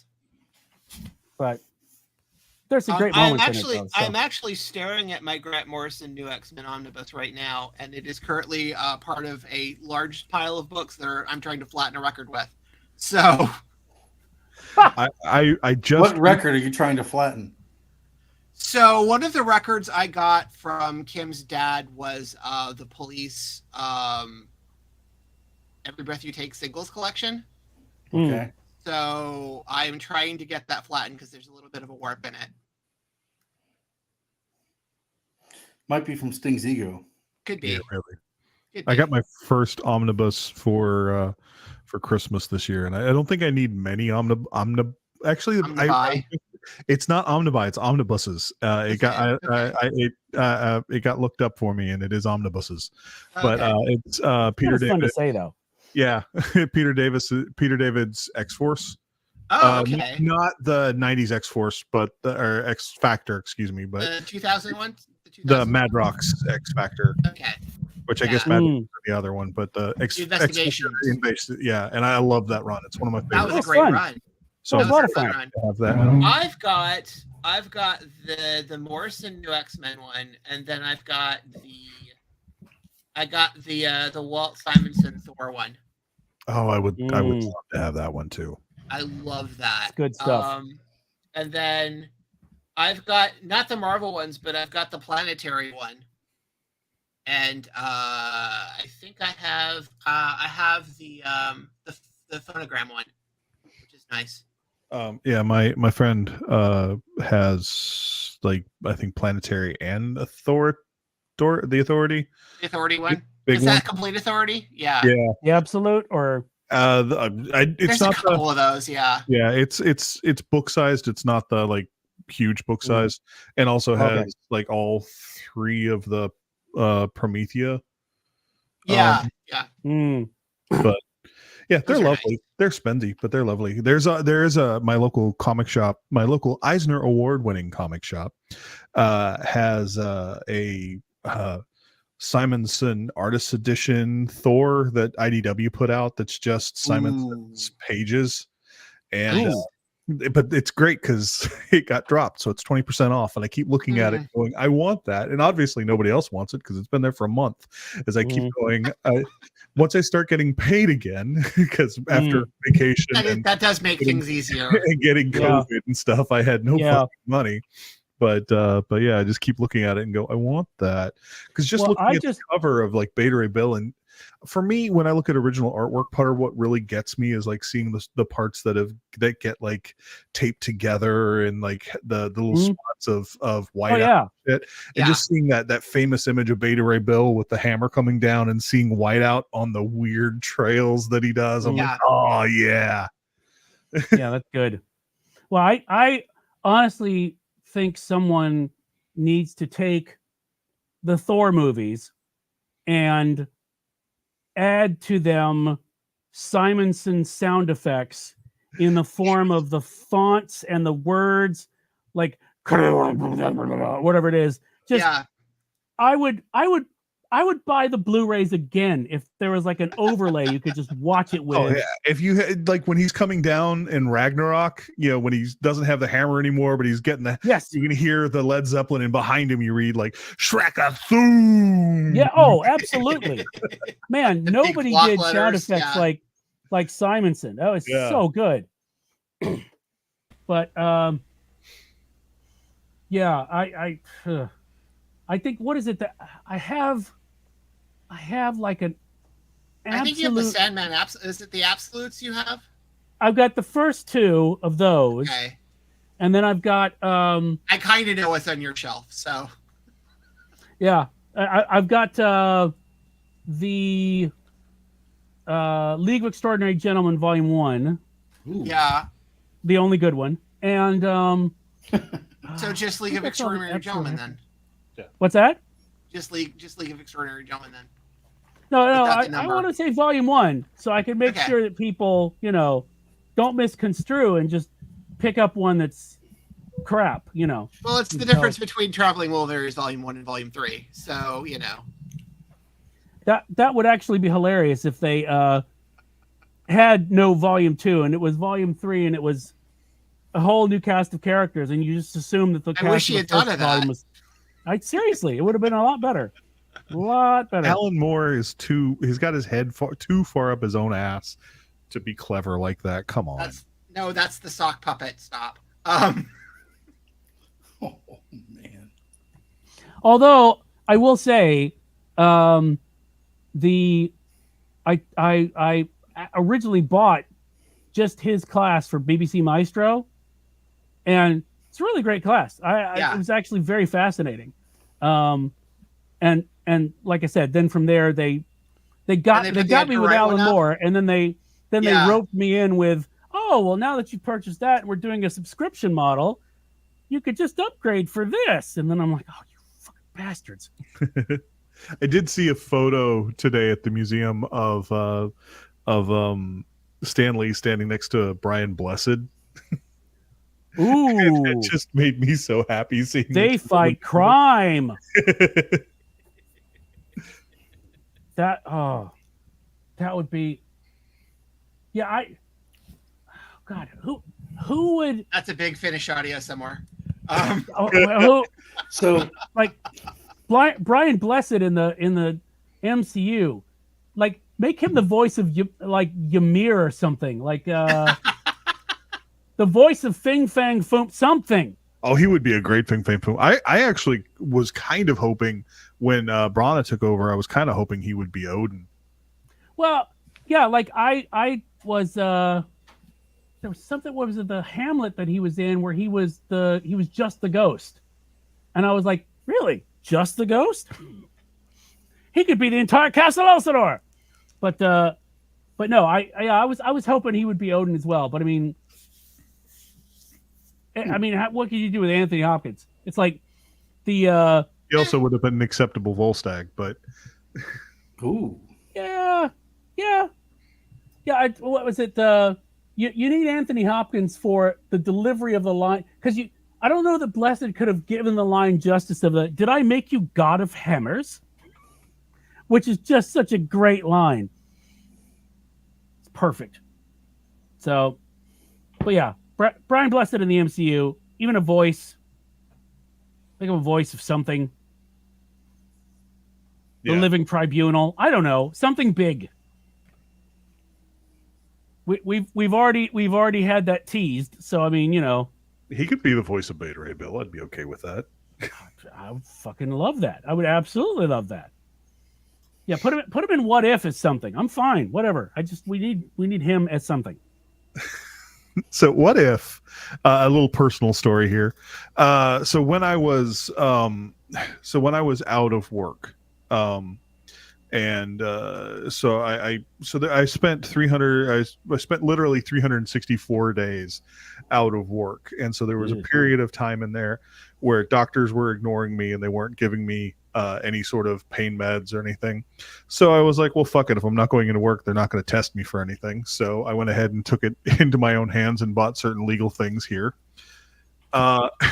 So that episode of What If, where the fourth wall gets broken, I had to watch that episode. Well, it's not the fourth wall. Maybe you call it the fifth wall, but the episode where the characters become self-aware and start talking to the I know where this is going.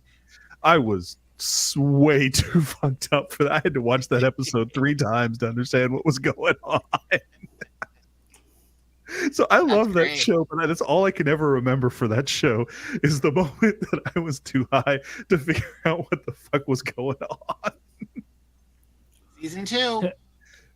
To me, that show earned its keep with the T'Challa Star-Lord episode, which was amazing, and bringing back Jeff Goldblum so he could deliver the line "Release the foam" in the Party Thor episode. Yes. Which I was in the floor laughing my ass off. I couldn't believe. I was like, this is amazing. I'm loving everything about this fucking thing. Sorry, Rob, what were you going to say? I was going to circle back to Brian Blessed, but that's fine. Oh, always go back. You can always circle back to Brian. Always. So I was at a convention in Chicago in the late 90s that Brian Blessed was at with Sylvester McCoy. And, oh wow! They fight crime. And hey, he's a close personal friend of mine. I'm not sure if you knew that. Yeah. So, first day, Blessed goes up at opening ceremonies and grabs a mic And Sylvester goes, "Oh, no, you don't. No, no, no, no, no," and grabs the mic, right? So the entire convention, he didn't use a mic at all, right? He didn't need one to project, right? Mhm. And like the entire convention, Brian Blessed was trying to get a mic to talk and answer questions, and Sylvester would run by and grab the mic from him before he could grab it and not let him have it, because he's like, "You're Brian Blessed. You are an orator. You're the orator of a nation. You are not allowed to use a microphone." You know. So he was doing like Hamlet in like his normal speaking voice, and you could hear him in the like. I heard him at the escalator, right? And then someone tried to tell him that the hotel bar was closing at 10, and he said, "I'll tell you when the hotel bar closes." And they're like, "Well, I'm sorry, sir." He's like, "Do you know who I am?" And they're like, "No, we don't." And he's like, "Did you see that Keanu Reeves Shakespeare movie?" And they're like, "Yeah." He goes, "I directed that." Like, he totally had them thinking he was Kevin Branagh, right? Oh, wow. Wow. And so, And he could probably call Kenneth and get it to back him up. Oh yeah, he's totally me. Oh yeah, he totally directed that. Yeah. having said that, he was lovely. Yeah, it's the only U.S. con he's ever done. Oh wow, that's amazing. That's so cool. Yeah. Oh, that's so funny too. But Like, he didn't use have a you seen microphone at all, just nothing. I mean, it's like literally, like, he would answer a question from somebody, you know, while he was signing an autograph, and you could hear him in like Indiana, right? It was like, Yeah. he's just got this like loud voice. It's amazing. It's like, Have you seen the bit from Room 101 where they had him come in to do snooker commentary? yeah, yeah, Oh yeah, like he literally is like exactly like what you would expect him to be, because that is who he is, right? Yeah. When he's playing Hamlet or he's in Hamlet, he's not acting. He's just being Brian Blessed, and the Shakespeare just happens to fit around him, right? Same thing with Flash Gordon. Yeah. He's just Brian Blessed with wings. Well, Brian Blessed has wings, just nobody knows. That's true. A lot of Red Bull being drank over there. A lot of Red Bull. Why haven't they partnered with Brian Blessed? You want to talk about Somebody fucking who's high energy advertising already. Yeah, I know. To just be like, this Red Bull, you know, basically we've taken the essence of Brian Blessed and we've put it into an energy drink.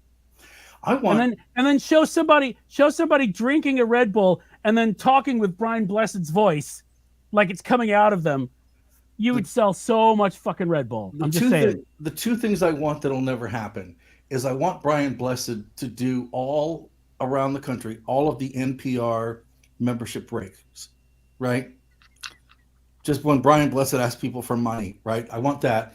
And then there's this, if you watch late night television, there's this really terrible, like, abused animals ASPA commercial with this like really hush voice. And I just want Brian Blessed to be like, "What's wrong with you people? These animals are sick," and just start like belittling the audience into giving money to help sick animals. You start with the Sarah McLachlan, and then you weave into that. Yeah. You know, I'm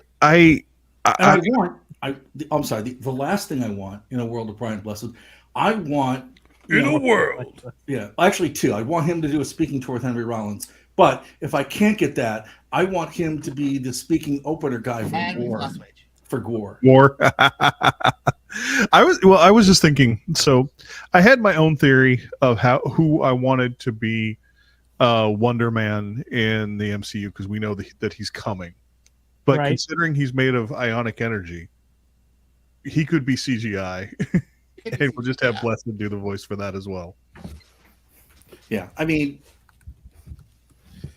yeah, why he hasn't gotten more mainstream work over here? It must be a career choice, right? But that's okay.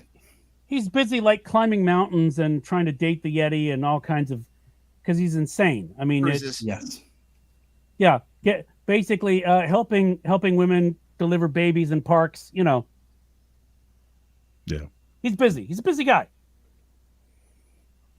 Have they? And this is off topic. I'm thinking of my own thing now.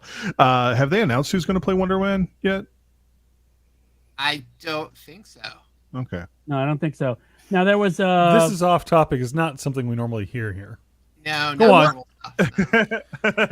No, I just Tell us more about this MC. yeah, really. No, that's on topic. But Is that a wrestling federation? yes, Yes.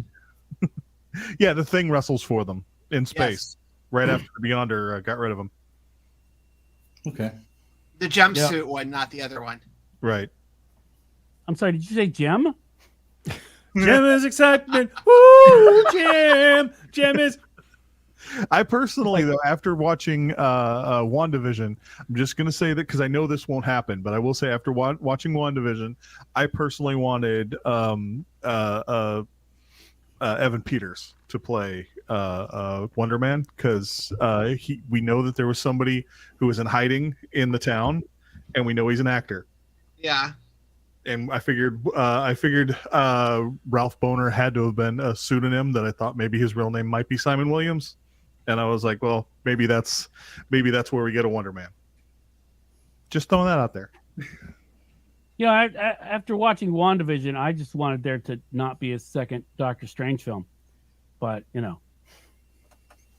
again, I know I'm probably in the minority on that. But it happened. And I liked it. I know it happened.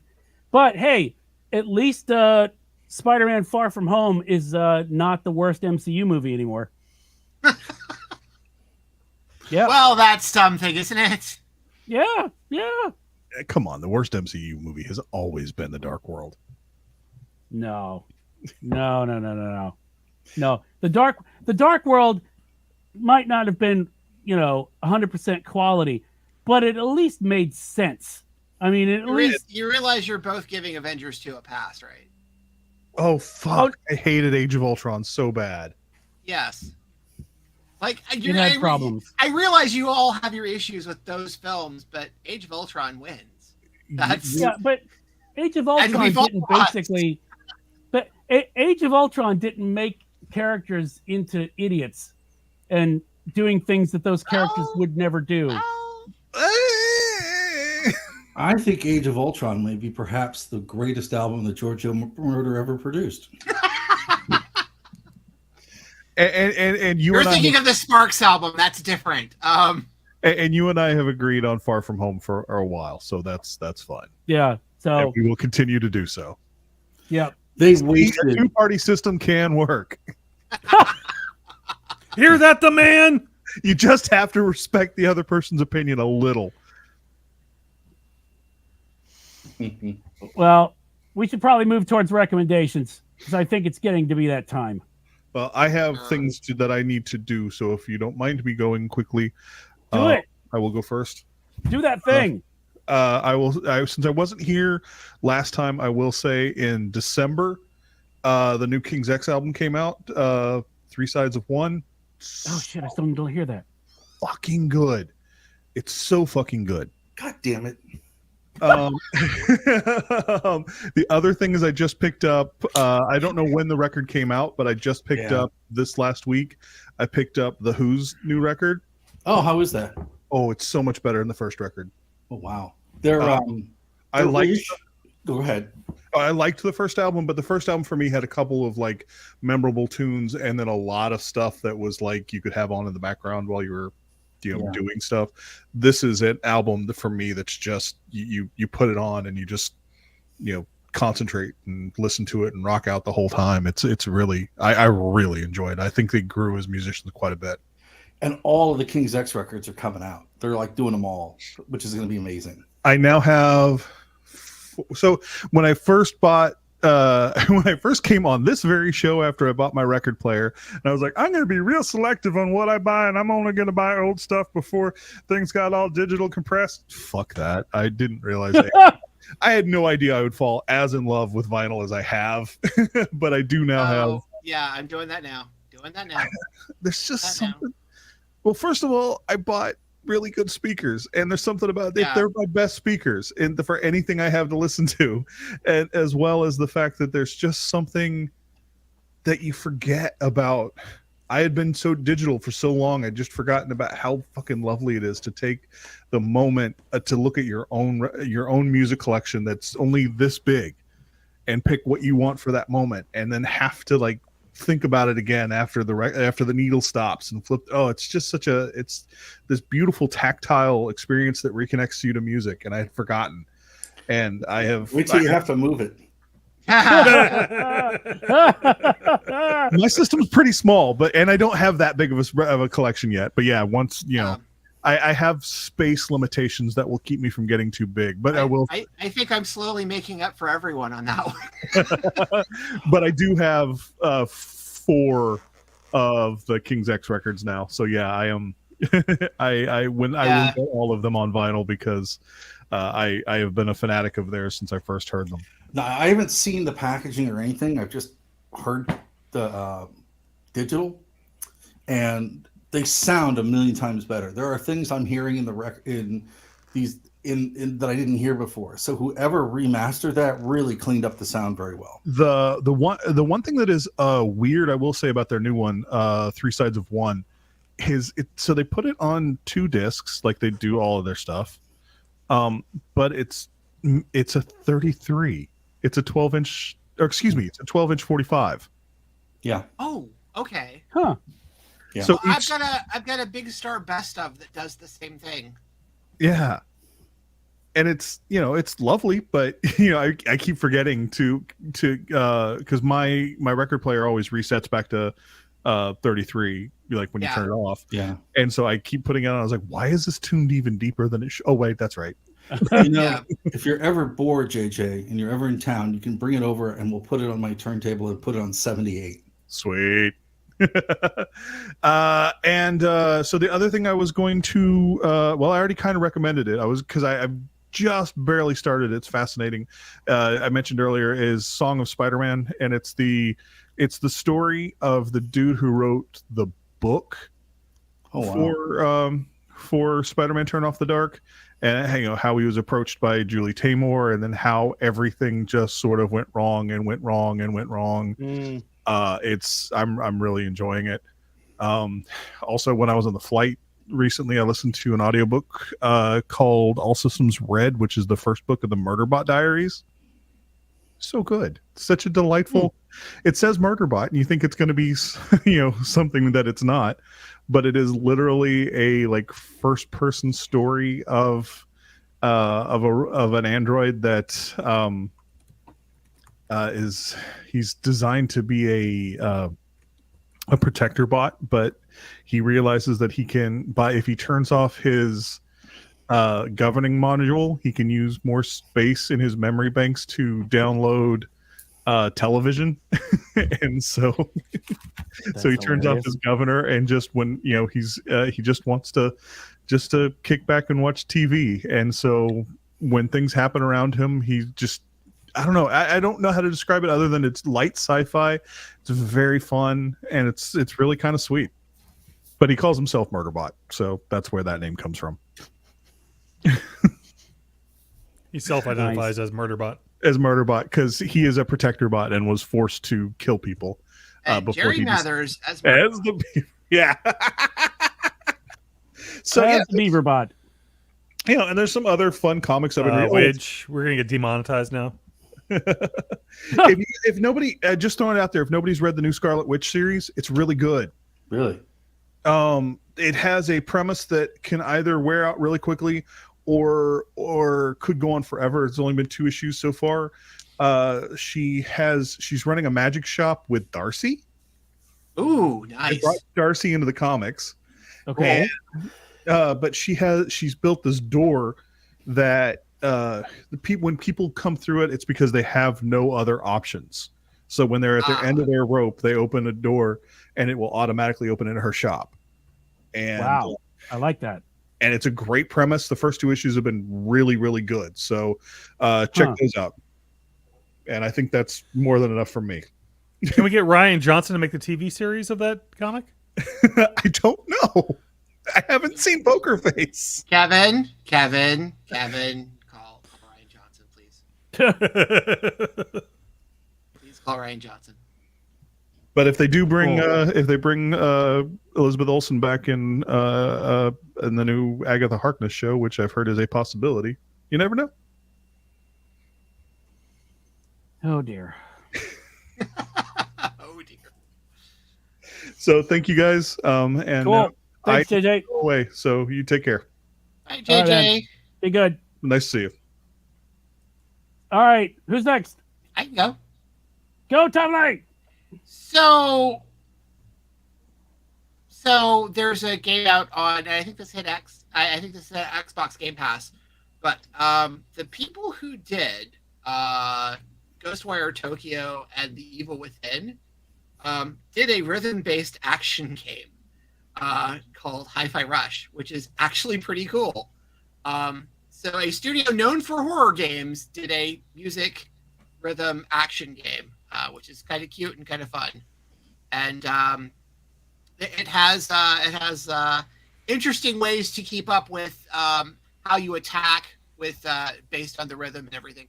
It's a short game, but it's really fun. And it's got, I think, the Joy Formidable. It has a track from Joy Formidable and Nine Inch Nails and a couple of other licensed songs in there. It's fun. At any point during the game, does the rhythm in fact get you? Yes. Okay. In multiple places. But there's a couple... Show me where the rhythm touched you. Well, Oh, dear. let me get the map. Show me on this clef. Anyway. But Hi-Fi Rush, Oh. you can buy it, but it is also on Game Pass if you have it and you just want to try it out. I will not cheat and mention any of the records I've bought, but I've bought a lot. So that journey's going on.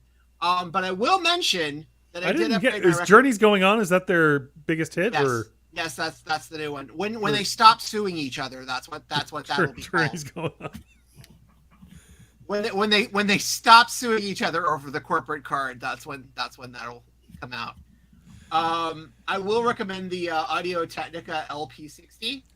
Hey, Because that is an upgrade to my record player. I realize why when some of my records were not playing at the correct speed, it might have something to do with my record player dying. So I got an upgrade, and the LP60 is a good starter record player. Gives you good sound, which I think is important. And I can also change the needles without having to get quite expensive with that. Or it can be upgraded to a deeper, better needle as well. So you can find that in the Amazon link that John will probably mention in a moment. But the Audio Technica LP60, it's a good starter one if you're looking for something that's inexpensive and good. Also, I will. What else do I have? I'll recommend. I got the. This came out a while back. The Nick Cave B-sides collection, the second one that came out. If that thing's falling over, there we go. This one, B-sides and rarities part 2, and it's the second collection of those, which if you've been keeping up is quite good as well. So a couple of rarities, which is nice. That's it. I'm good. Okay. Cool. Thanks, Stephanie. All right. Rob, what you got? Toughly, I don't know who you are anymore. I still won, did I? No, I didn't. No, that was JJ. That was JJ. I just went with all the record buying, man. It's like, okay.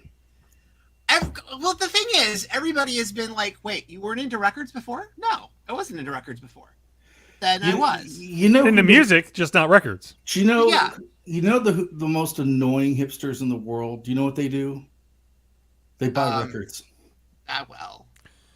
And he's out, folks. Boom. Yeah. No, I mean, no. I was in a record store the other day, and I was looking at vinyl, and I was kind of getting this guy like looking over my shoulder, and I'm like, "What are you looking at?" And he's like, "I'm just seeing what you're buying, old man." I'm like, "Oh, all right."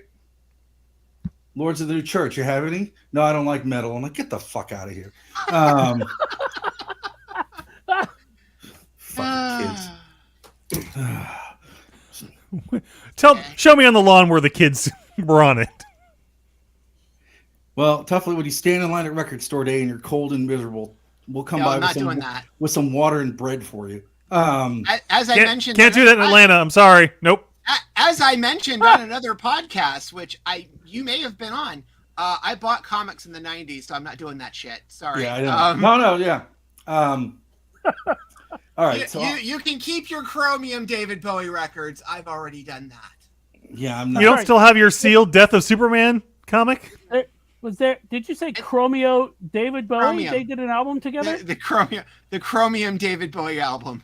Oh, okay. With the Chromium cover and so the What does that sealed? factory sealed bag with the domino card. I'm going to start with books.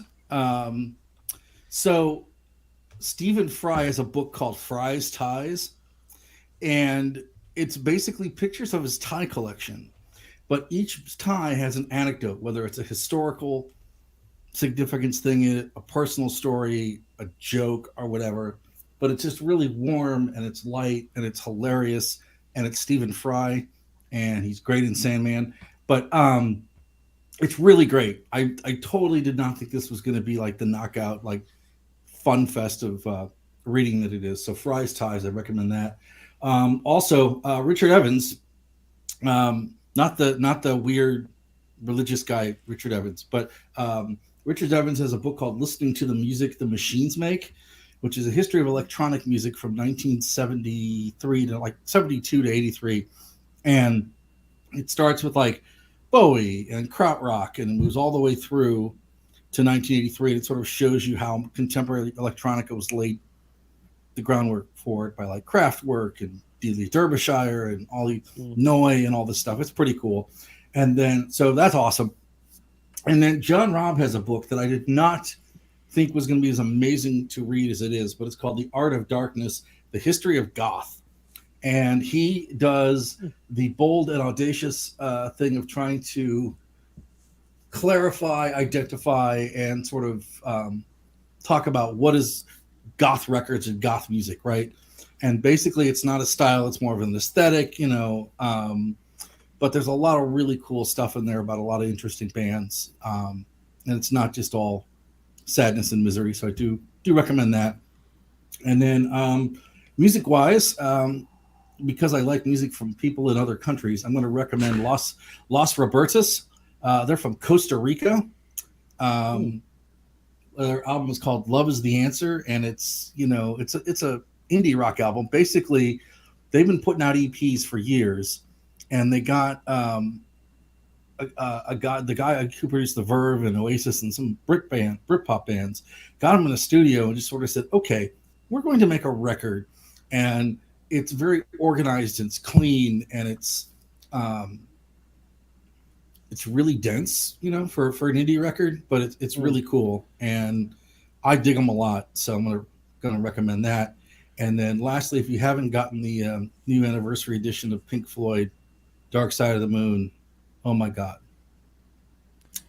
With that rainbow on it? With the rainbow on it, yep. So oh God. I was lucky to borrow one from somebody and spend time with it. So I gave it back because it was too heavy. It's a door. Also, it was a doorstop. Yeah. And also, I think Tuffley, you and I will agree on this. All the new Peter Gabriel singles that are out right now from his album I.O. that's coming out are amazing. Yeah.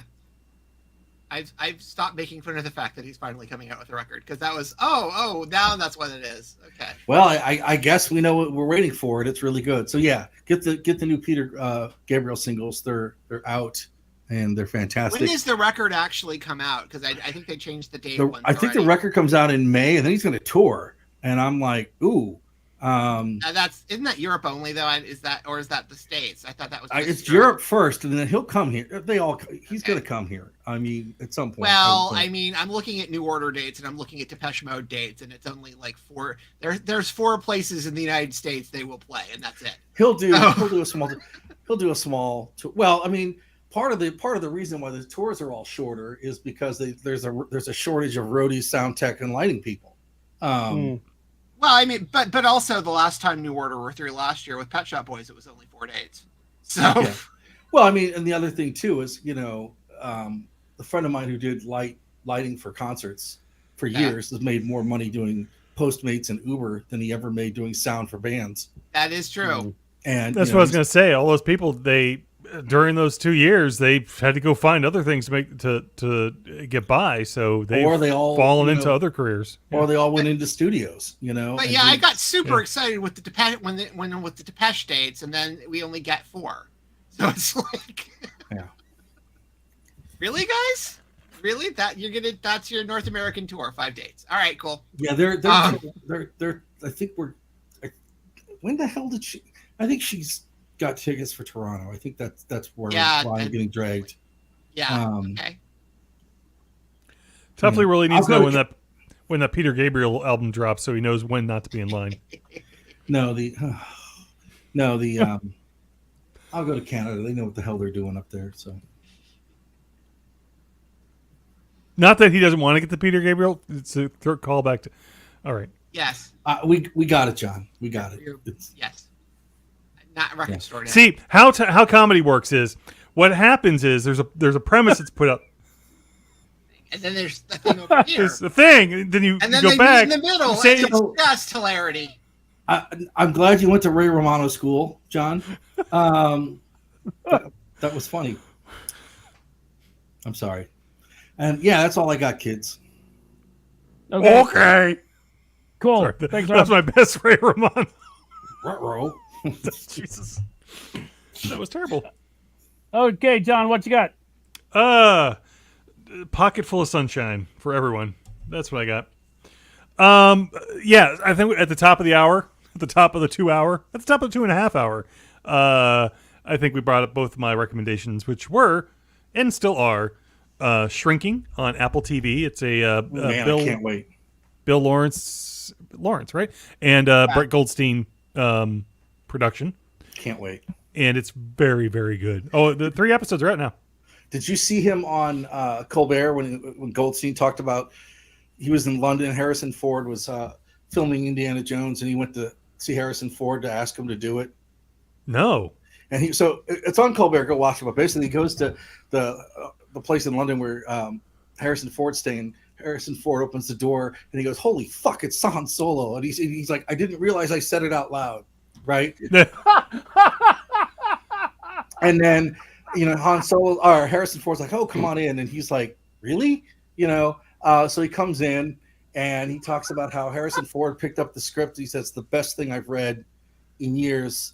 I'm excited to do it." And he goes, "Really?" He goes, "Yeah, I'll do it. Let's go in and have some whiskey." And that was it. Nice. Yeah.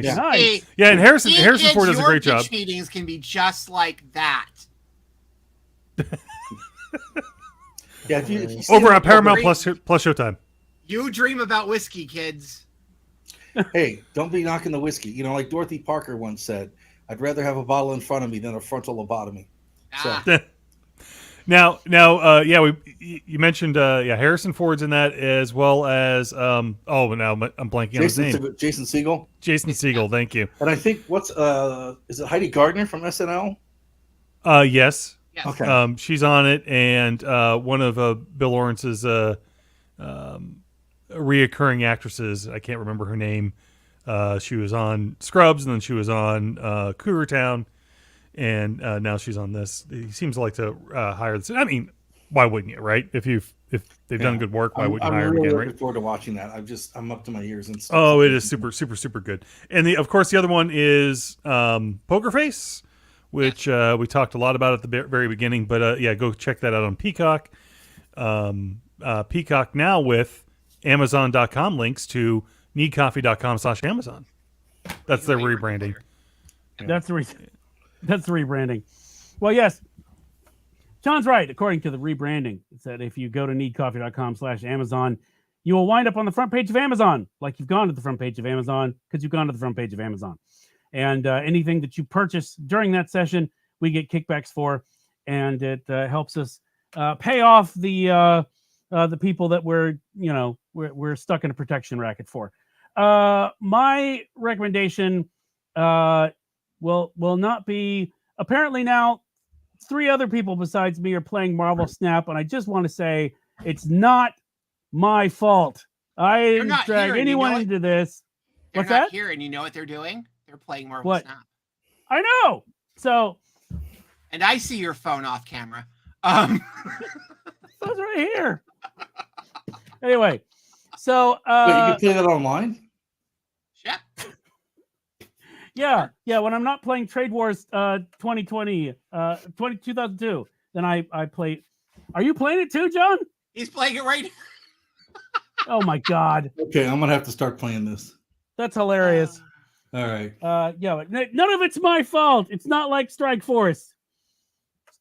Strike Force, I proselytized, but this, I'm just sharing amusing things. Anyway, I can't blame you for Fire Emblem, so you're fine. Yeah. So no, my actual recommendation book I'm currently working my way through is the collected fiction of Jorge Luis Borges. Ooh. And it's dense stuff.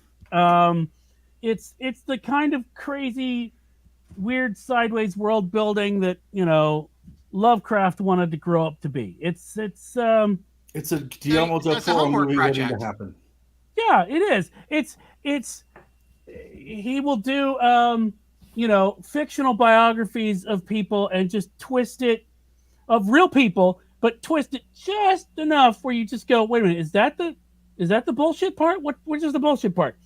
Or I was just reading a story where he's talking about mysteries, and he says he includes all the mysteries written by John H. Watson. So he mentions Dr. Watson like is a real author and not a fictional character. But Yeah. and that appears to be the only fictional part. So it's So you're saying really it's like liminal. What's that? You're saying it's like Wikipedia. It is. It is like Wikipedia, except more realistic, honestly, and easier to trust. Yes. So, but anyway, I'm working my way through this simply because it's time. I tried to read some of his stuff earlier in life, and I was too young and stupid. Now, since I'm old and stupid, I'm giving it another shot. Does it have a bunch of short stories in it too? It's all the short stories. It's like all the fictions. Ooh. So, yeah. Okay. And it's so gorgeous in English. It makes me want to pick because I had a Spanish minor in college, and I was actually I was so bored in Spanish in high school that I actually did so much extra work. They gave me an outstanding Spanish student award for the city of Huntsville. That's boredom. And also, Spanish is an easy language if you apply yourself. Yes. So, but it makes me want to get fluent in Spanish again so I can read, because I'm like, if it's this gorgeous in English and it's translated, holy shit. So I anyway, need to revisit those. No, it's been a long time. I think it's been a long time. Like I read the Aleph during the pandemic and the South, and I think those are the only two recent things I've read in a while. But Now hang on, what am I thinking of? That's Aleph is Paulo Coelho, right? That's not Borges. No, you're right. Yeah, you're right. Okay. Yeah, I was My like, wait a brain minute. No, it's okay. I get confused with my own. Like I said, I don't know what you had for breakfast. So anyway, right. This is gonna drive me nuts. So that's my. I would think it'd be more weird if you did know what he had for breakfast. At this point, I don't know what I had for breakfast, so I just got sick of saying that. So I decided I would throw that out there. John, the important question is, which shot glass did I have for breakfast? You ate a shot glass for breakfast? Yeah, I was that thirsty. Oh, wow. I was that thirsty.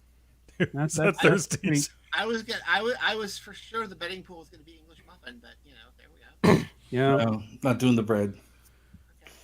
Yeah, you're not doing the bread, but I'm doing the glass.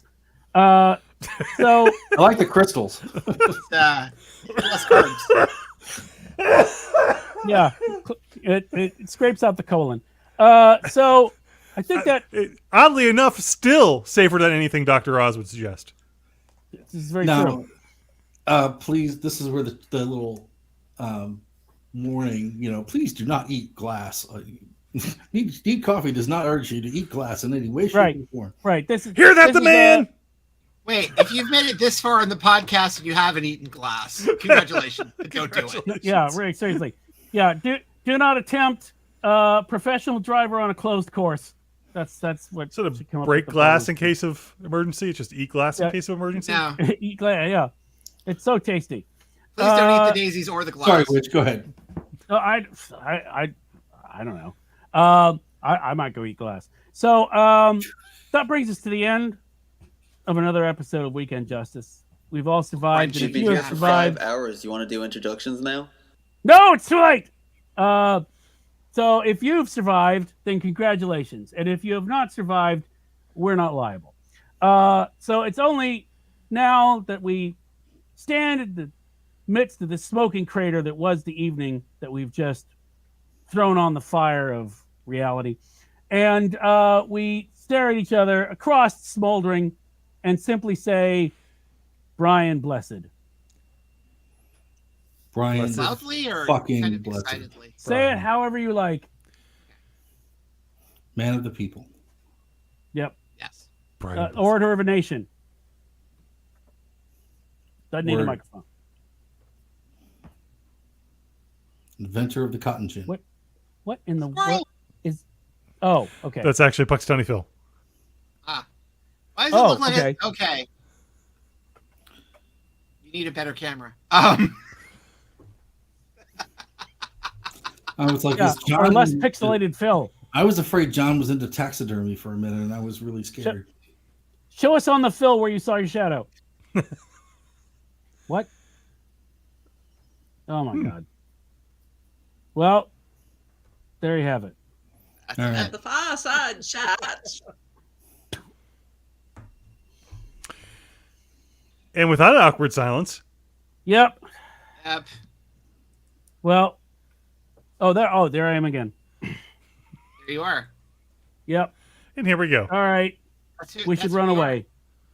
I have to go edit. I have to go edit audio. I have to go. It's stick too it to late. the It's already in the man! can. No, John, I may be picking your brain soon. There's not much Wait. left to pick. How No, do we you're not very talk good about brain. Last of Us? All right. Anyway, I haven't seen it yet, so Yeah, I haven't seen it yet either. I gotta Well, I watch mean- it though. It's so well known. It's the reason that Microsoft should buy Activision. So see whenever they I can keep make thinking of the game in the '80s from Activision. I keep thinking of that when you say Activision. What, River Raid? Yeah, I still got my patch. and Kaboom. Yeah, Yeah, Pitfall I think was on Activision. Yeah, Pitfall. yeah, it was. hmm Yep. And Jack Black was in the commercial. Really? Yes. Yep. he was a kid, wasn't he? For the Yes, he for the was. Atari 2600 for the cartridge, Right, he was right, that was yeah. his first acting gig. Was the Yep. was the Pitfall commercial. Fun times, fun times. Wow. Yep. There's Things your you fact for learn. the day. The more you know, the more less your you- childhood older goes you must- away because The older you've gotten, you're closer to death. yeah, pretty much. Yeah. Pretty much. Sounds about right. That's cheerful. We should go now. All right. Yeah, the older you get and the weaker your bladder gets. And on that note, I gotta go pee. All right, have fun. All right. Enjoy that.